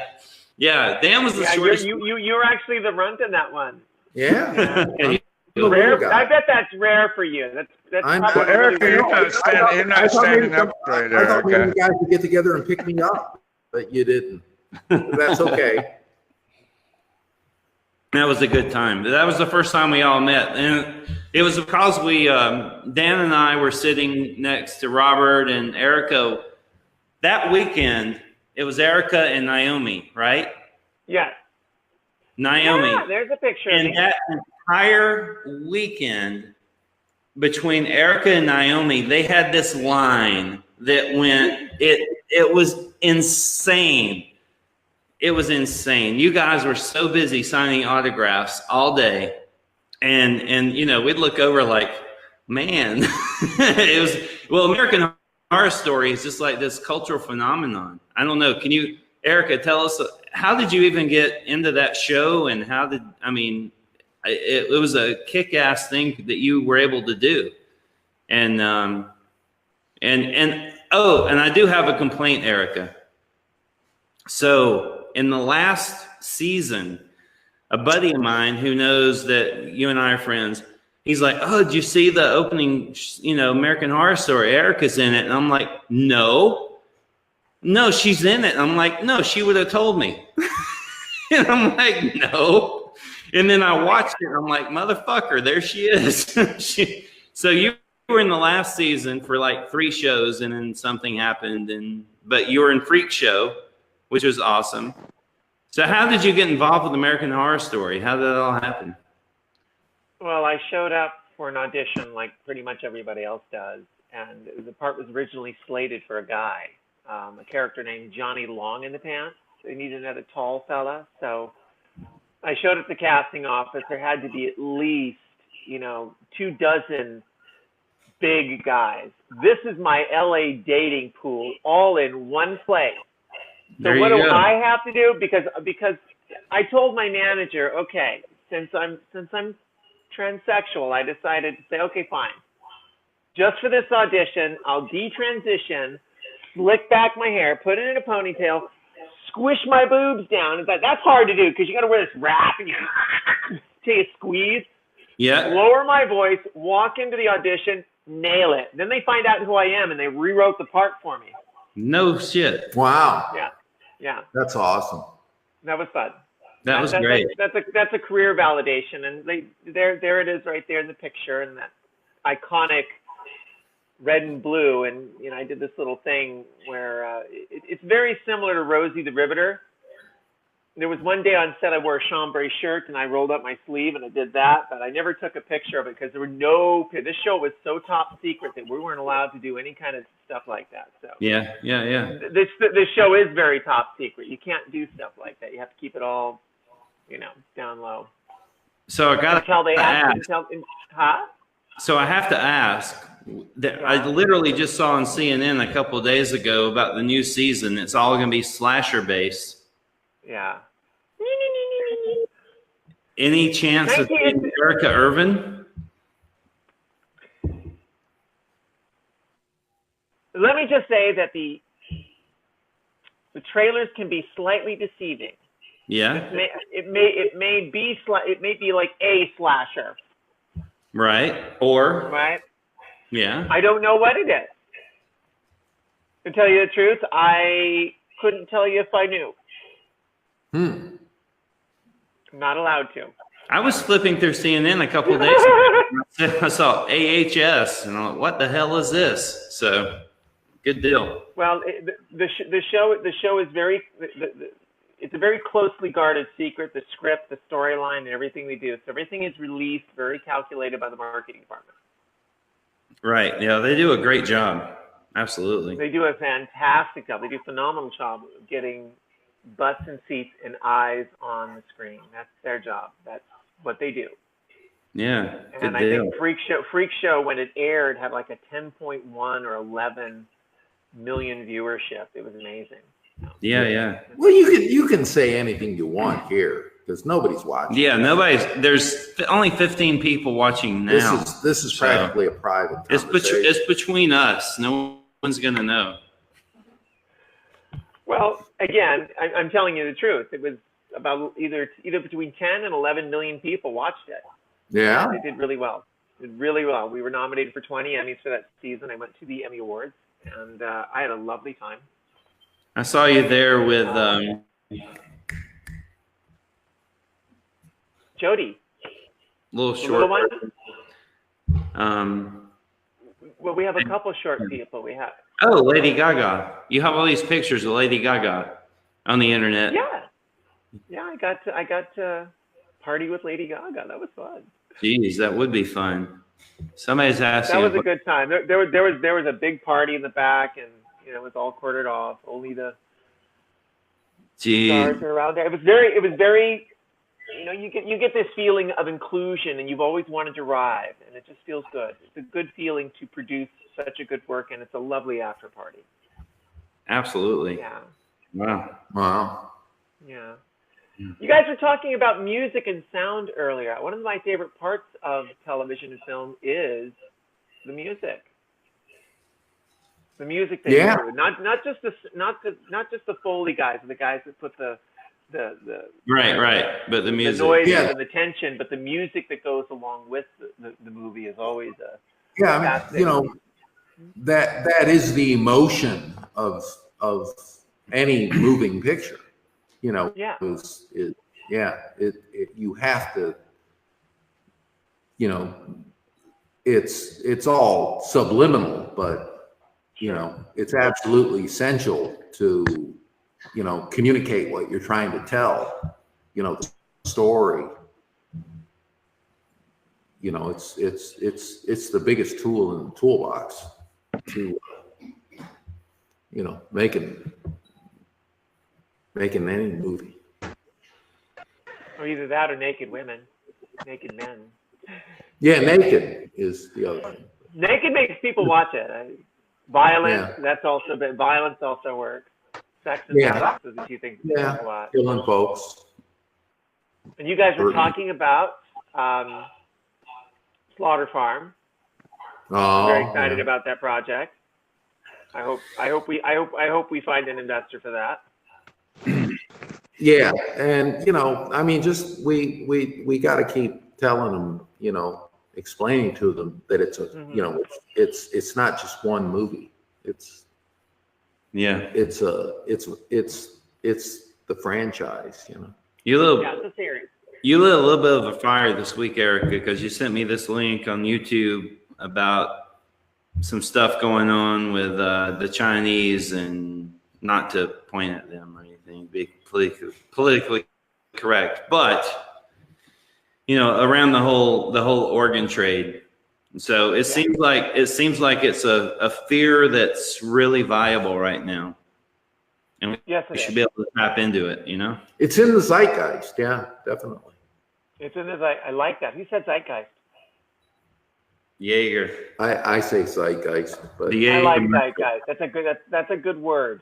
A very good descriptive word of what's going on. I'm fascinated about what's going to happen with merge theory and AI. I mean, we've all seen movies and scary movies dealing with that. I wonder. I mean, clearly, Terminator is that dystopian version. That's always frightening. What happens when you or human beings are competing with something that has 1,000+ IQ, right? And can do millions of processes per second. Human beings are going to become obsolete. Dan, Ron? Or we're going to become bionic. I just letting you know there, John had to duck out for a moment. He's going to try to switch over to his tablet. His phone was dying. Okay. Yeah, so he's going to try to get back. Okay. And Erika, we had a viewer, I hope I say this correctly, Credito said, Freak Show was one of my favorite American Horror Story seasons. I loved all the characters. And that is Ange. Ange is a lovely lady that affiliated with many of my groups and pages. She is awesome. So thank you, Ange, for joining us. Also, Melissa, thank you for joining us. I got to give a couple of shout outs by doing this. But Erika, what's going on in the future with you right now? So are you in the new season? Do you have new movies coming out? What's going on? I have a new film that's out there right now. It's called Chimera Strain. It's Chimera. Ron, you've seen it, haven't you? Yeah. Watched it a couple weeks ago. It was really good. Really good. The cinematography was amazing in that movie. Yeah.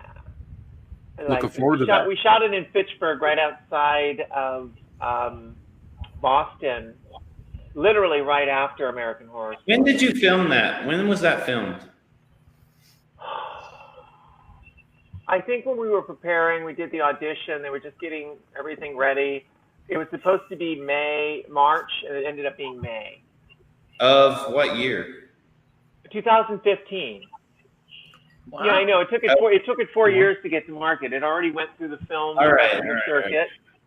You saw me in Boston.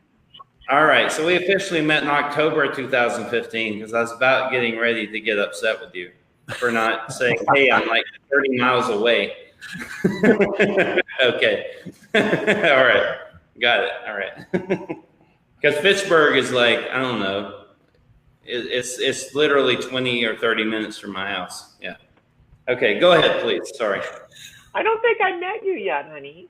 No, you didn't. That's why you get a pass. There you go. Oh, wow. Oh.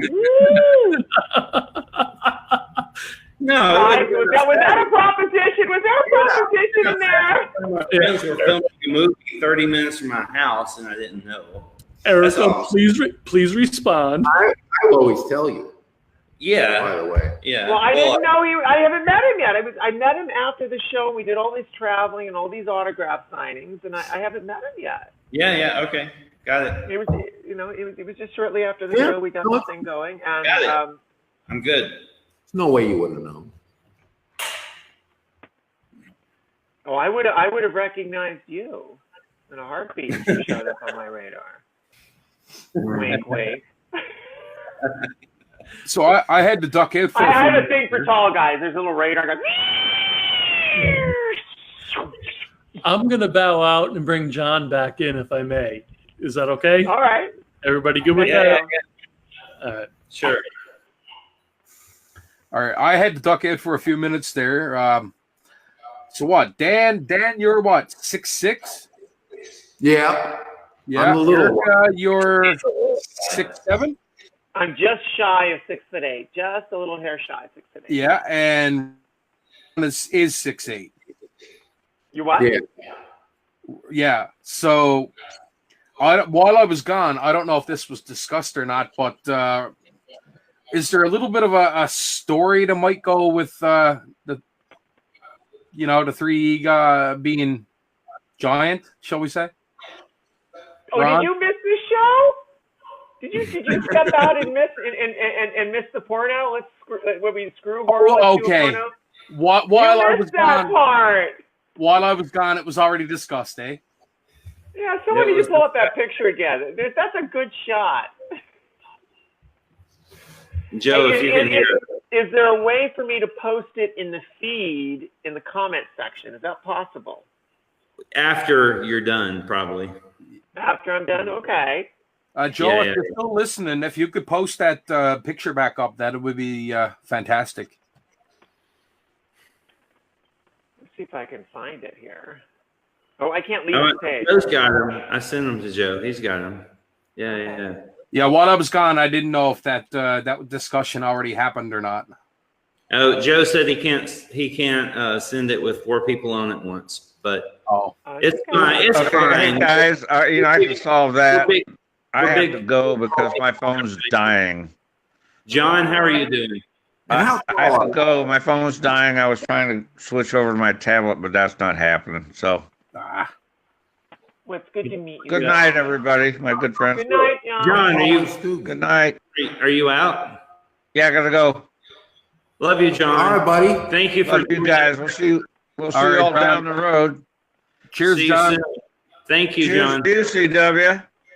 Hey, you're gonna be in CW. You're gonna be in Calgary at the Calgary Horror Film Festival. I would love to be there. As of right now, I don't know if it's even feasible for me. I'm trying to get ready for my own convention. Oh, okay. Where's that? Here in Hey, Newfoundland. John, Here, John, where? we'll connect. Newfoundland, Canada? CW. We get Ron to shut up. Now, what did you say? All right. Here in Newfoundland. Oh, in Newfoundland. I know Yeah, I'm in you. Newfoundland. So if you don't We mind, talked about your show in fucking Newfoundland. right? If I started my own. Shit, convention man, I'd love to do a last show. October. Yeah, can we just like eat salt cod and drink fucking beer and shit? We can drink. Okay, I gotta go. My phone's dying. I can't get my tablet to download the fucking program. So, All right. Would you I'm mind gonna if I got your contact info off of Dan or Ron? hey, Would you mind if I got your contact information off of Dan or Ron? no, that's fine. Please do. I'd love to come to Newfoundland, man. All right. God love you, man. I'll be in touch. I didn't realize you were the same dude. Okay. Yeah, I'll be in touch. All right. Bye. We'll see All you right. guys. Dan, I'll see you in Ohio. Ron, I'll see you down the road. And now we got a comment coming up here. Producer never gets credit. Oh, Joe, we love you, Joe. We love you, Joe. Good night, everybody. Night, Good John. night. Good night, Graham. John. Cheers. Bye. Oh, good night. Bye. Great guy. Just us now? John Dugan. Yeah, I'm probably John's a great guy. Well, if you go out and see Chimera Strain, you can watch it on iTunes, Video on Demand, and Amazon Prime. That's my really, really smart film. It's a smart film. It deals with real Nice. science It is fiction. Very yeah. smart film. Eric, My girlfriend had to explain it to me when it was done. It was difficult. I mean, it was up there. It really was. And he's staring at me now. Yes.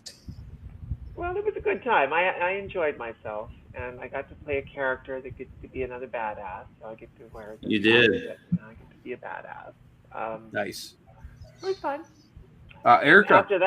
After that, we shot another movie in Bali. I shot a movie in Bali called Dead Squad, Temple of the Undead, and that one is just a low contextualized farce. It's so much fun. It was just fun. Is it out?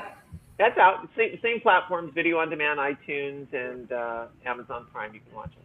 All right, remind me later. I have to see that. I haven't seen it. I get to play as Zombie Queen, and I get to do something in there that all my lovely I remember that. tiny fans will love. I can't tell you. You have to go watch the movie.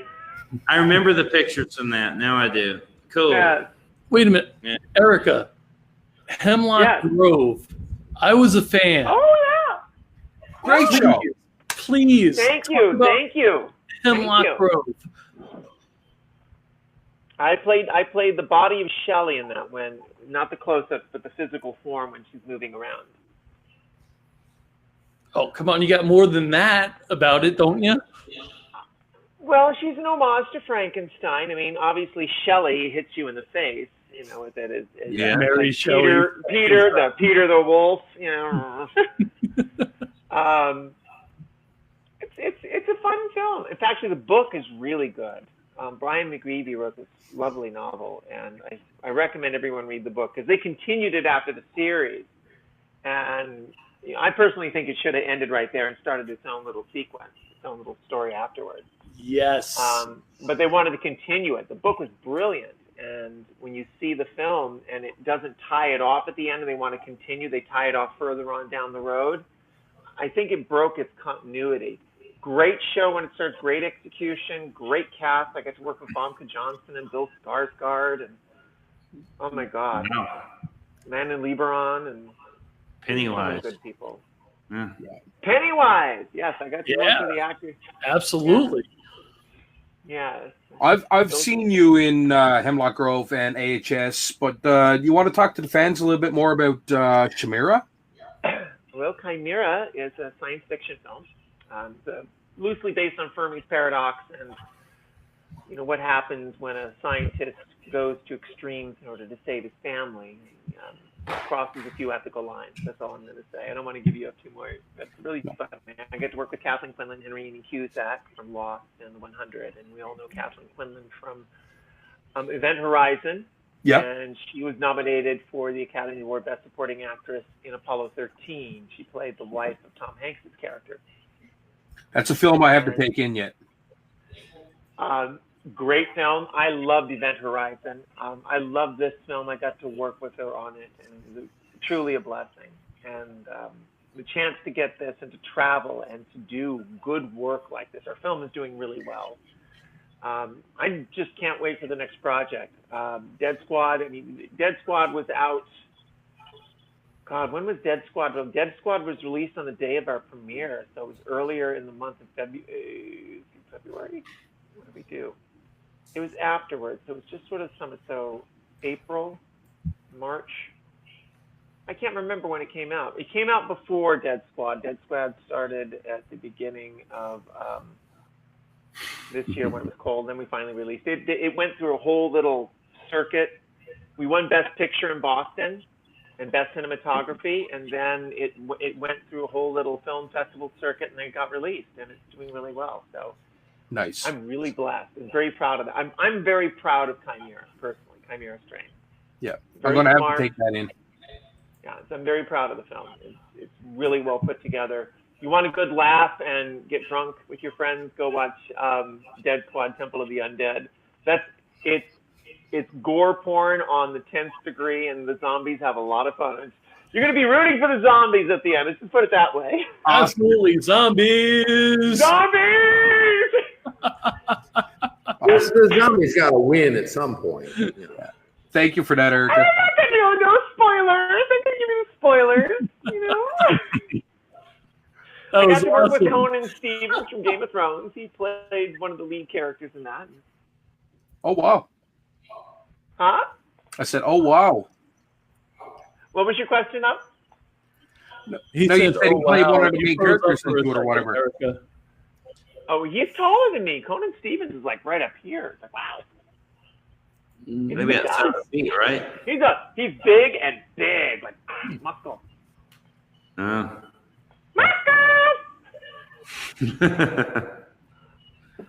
Dan and Ron, what do you have going on? What's next, Dan? I don't know. I've been working on my This is like, I'm just. Nobody else has, so I guess I'm Santa Claus next. What? You're gonna keep it through the summer? You're gonna do it? Until we shoot it, I take these things seriously. He does have a good Santa beard going here. Yeah. I don't know. 2 days ago, my beard was gray, and just for men, kind of helped me. So.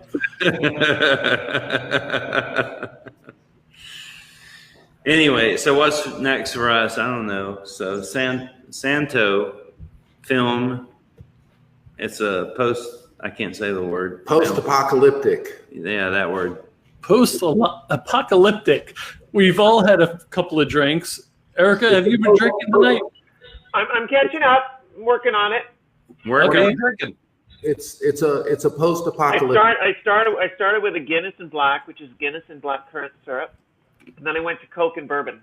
Nice. So I'm catching up. I can't drink the straight stuff like you hard drinking guys can. I can't pull that off. You guys can go for the straight stuff. I need to smooth it out a little bit. Erika, I was drinking a Jim Beam and Diet Cherry Coke, and nobody made fun of me. Dan, I'm pretty confident in saying if I put anything in a 15-year-old single malt scotch, I'd be dead to you. I'd slap you silly. Right? Slap. But I am now drinking. You know something? If I ever get to that day, I would welcome that slap 100. Yeah, well, you'll need it at that point. I mean, Yes. Yeah. I love that guy. He's awesome. I'm trying to. There's like a ton of questions and comments, guys, that I would have to go back 2 hours to. Is there a couple you can pluck out just recently that I know you can't, and sorry for everyone watching that we can't go back for 2 hours, but if you can go back a few minutes and pluck out a couple, and then we are going on over 3 hours on this Bad Anger Pictures live, so we should probably wrap it up kind of soon. what gets into us? Why do we? I don't know. Well, It's been fun. It happens. I got to tell you. It happens. It's Well, good. we really know why it goes on. Because Dan is so pretty. What? Dan is so pretty. Yeah. Well, you've obviously had a few. I get a little lipstick on him. I get better looking the more you drink. All right. Oh my God. I just Dan, over your left shoulder. Is that a doggy? Huh? Look over your left shoulder. Is that a doggy? Yes, Dan's dog is right. Yeah, this is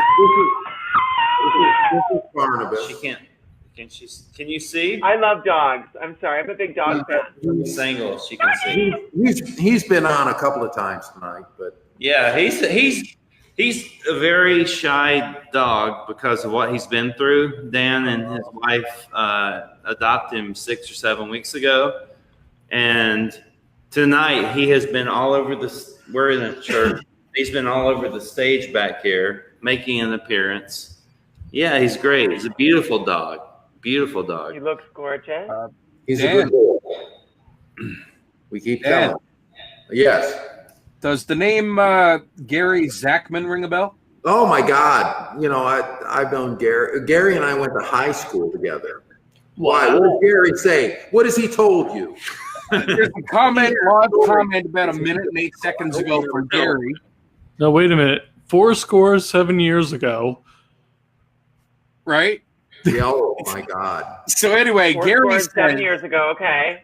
Gary says, I think I'm the only person who has slept with Leatherface in a mini truck in Death Valley. That's true. It was his truck. It was a Toyota pickup truck. It was his truck. There's a story here. I'm trying not to spit out scotch. No, that's between me and Gary. Wait a minute. Hey, Gary, Dan. One of my oldest. How you doing? Yeah. Hey, how you doing, Gary? Oh, God. Oh, geez, we needed that. That was good. I did. Go ahead, Dan. I'm sorry. Yeah, Gary and I went to high school together. We were both refugees in Las Vegas. He's from Baltimore. I ended up there from Ohio, and it was a weird time. But we had some adventures, man. He was the dude. I mean, we used to go down to LA from Las Vegas. Oh God, we had good times. Yeah. I mean, that's got to be book worthy. Right? Yeah, if I had a better memory, I'd write a great book. I mean, that'd be sweet. Maybe Gary and I will collaborate on one. Nice. He's much better at remembering everything.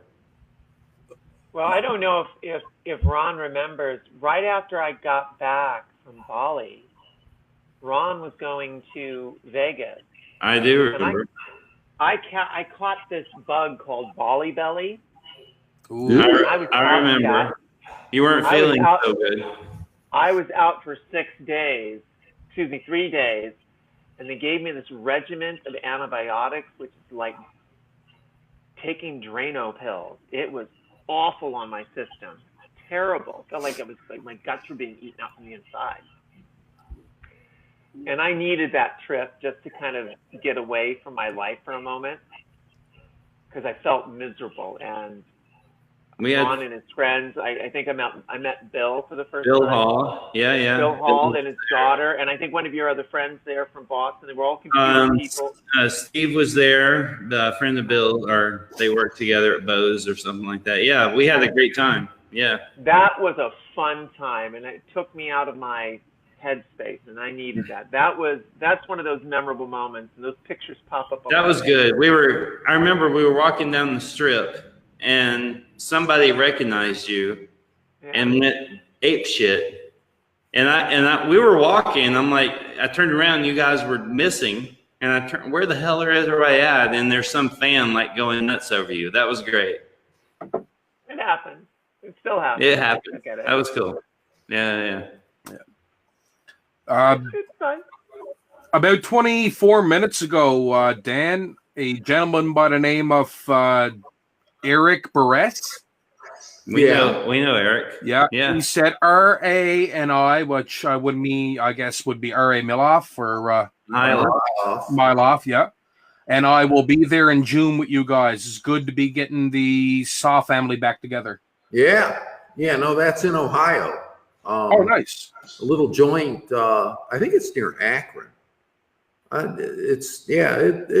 It'll be a good show. It's not far from where I grew up. Okay.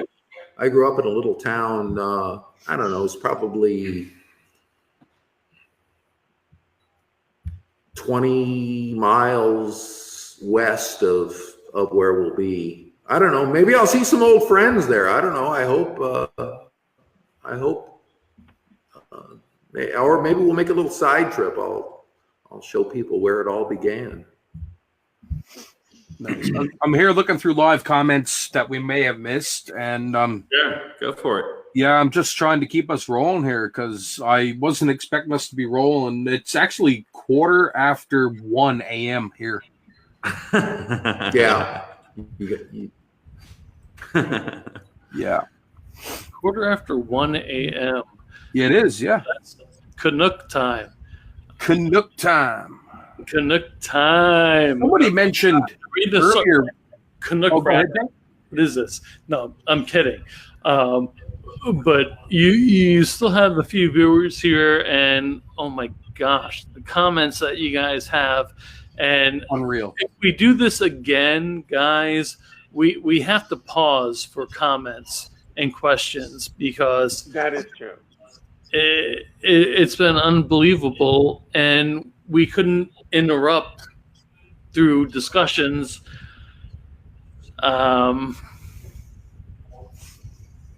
It's been almost like a reunion tonight. I mean, there were questions and comments that we couldn't do because everybody was talking, and like a guy like me couldn't interrupt. A guy like CW couldn't interrupt. Erika could have interrupted because she just. Well, we apologize to folks that asked questions that we couldn't get to, but we'll try to read some comments and see what we can do later. Kind of crazy. 3D. Look at that eyeball right there. Now that's some brown eyes right there. Oh, Erika, that is awesome. I mean, that is full blown. We call that camera work. Right. Yeah. What frame am I in? You're in one eyeball. We call that extreme close up. Extreme close up. That's ophthalmology territory right there. Guys, it's been a lot of fun. It has been absolutely. Eric, thank you for joining us. Sorry you had so hard. Before you do that, Ron, before you do that, I'm going to pull Erika. I'm going to pull her. Erika, where can we find you on social media and promote whatever you got? Well, you can catch me on AmazonEve.com or at AmazonEve on Twitter. Oh my God, there is my eye. You can catch Chimera Strain on select theaters. Probably easier for you to watch it on iTunes or Video on Demand or Amazon Prime. Those platforms, those are streaming platforms. Both my films, Dead Squad and Chimera Strain, are designed for that kind of platform to begin with. So I think everything is heading that direction in a lot of ways. And that's it. That's how to get a hold of me. Those are my two movies. I'm very excited about it. I can't give any information about American Horror Story Season 9 yet because I don't know yet. So. All right. Erika, I'd like to reach out to you if I could. Of course. Of course. Ron, Dan, would you share my information with Joe, please? Yeah, we will. Certainly will. Absolutely. Not Thank sure you, what guys. happened. Thank you. Joe disappeared. Thank you, Erika. You're welcome. Good to things see you. coming, Erika. Thanks, guys. Are we all done? Yeah, I think Good so. night. Good night. Damn, it's just us left. All right. Well, that was fun. It was. Did you have a good time? I had a good time. All right, me Did you have a too. good time? So, guys, plug whatever you got going on. Bad anger. Are we still live? Are we still live? Yeah, we're still Yeah. live. Oh, we were kissing each other goodnight. I don't know what's going on. Was there tongue? No, Tom. No. No. I don't. Okay. No. Hardly ever. Hardly No, ever. that's not something we're going to see at Bad Anger Pictures. That's not the kind of house we are. Joe, brother, for putting all this together. You took a day off and lost a day's pay today to do this for us. Thank you. It was great, man. There was a lot of freaking producing that we put on your back. Thank you. It was no worries. And CW dropped out for some reason. I don't know why. He's back. He is back. CW, thank you so much for hanging out with us all night. It's got to be like 2 o'clock in the morning for you. Thank you. 20 after 2. 20 after 1. Sorry. 20 after 1. Thank you for it was drinking fun. with us. It was fun. So, I still have my head down working on this Volition short, which, always takes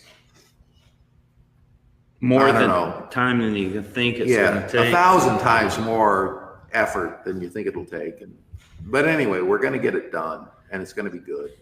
And then we've got a couple of other, irons in the fire. We're always, we're walking around like beggars with our hats in our hands, looking for money to make movies. And Well, we've got 3 real viable projects that we hope you gotta keep hope alive. But guys, it was a great evening. I had a blast. If we could do it again, I would much enjoy it. Dude, Joe, you reached out after our last Facebook and live and said, how can we help you? This became more than we could have imagined. And we really appreciate both of you guys for hanging out with us all night. And Fair We enough. can give her props. Absolutely. So, gentlemen, good night. If you ever need anything, let me know. I'll be more than happy to oblige. Good night, everybody. It was a great night. thank Thanks. you. Thank you, guys. Everybody. See you soon. Awesome time.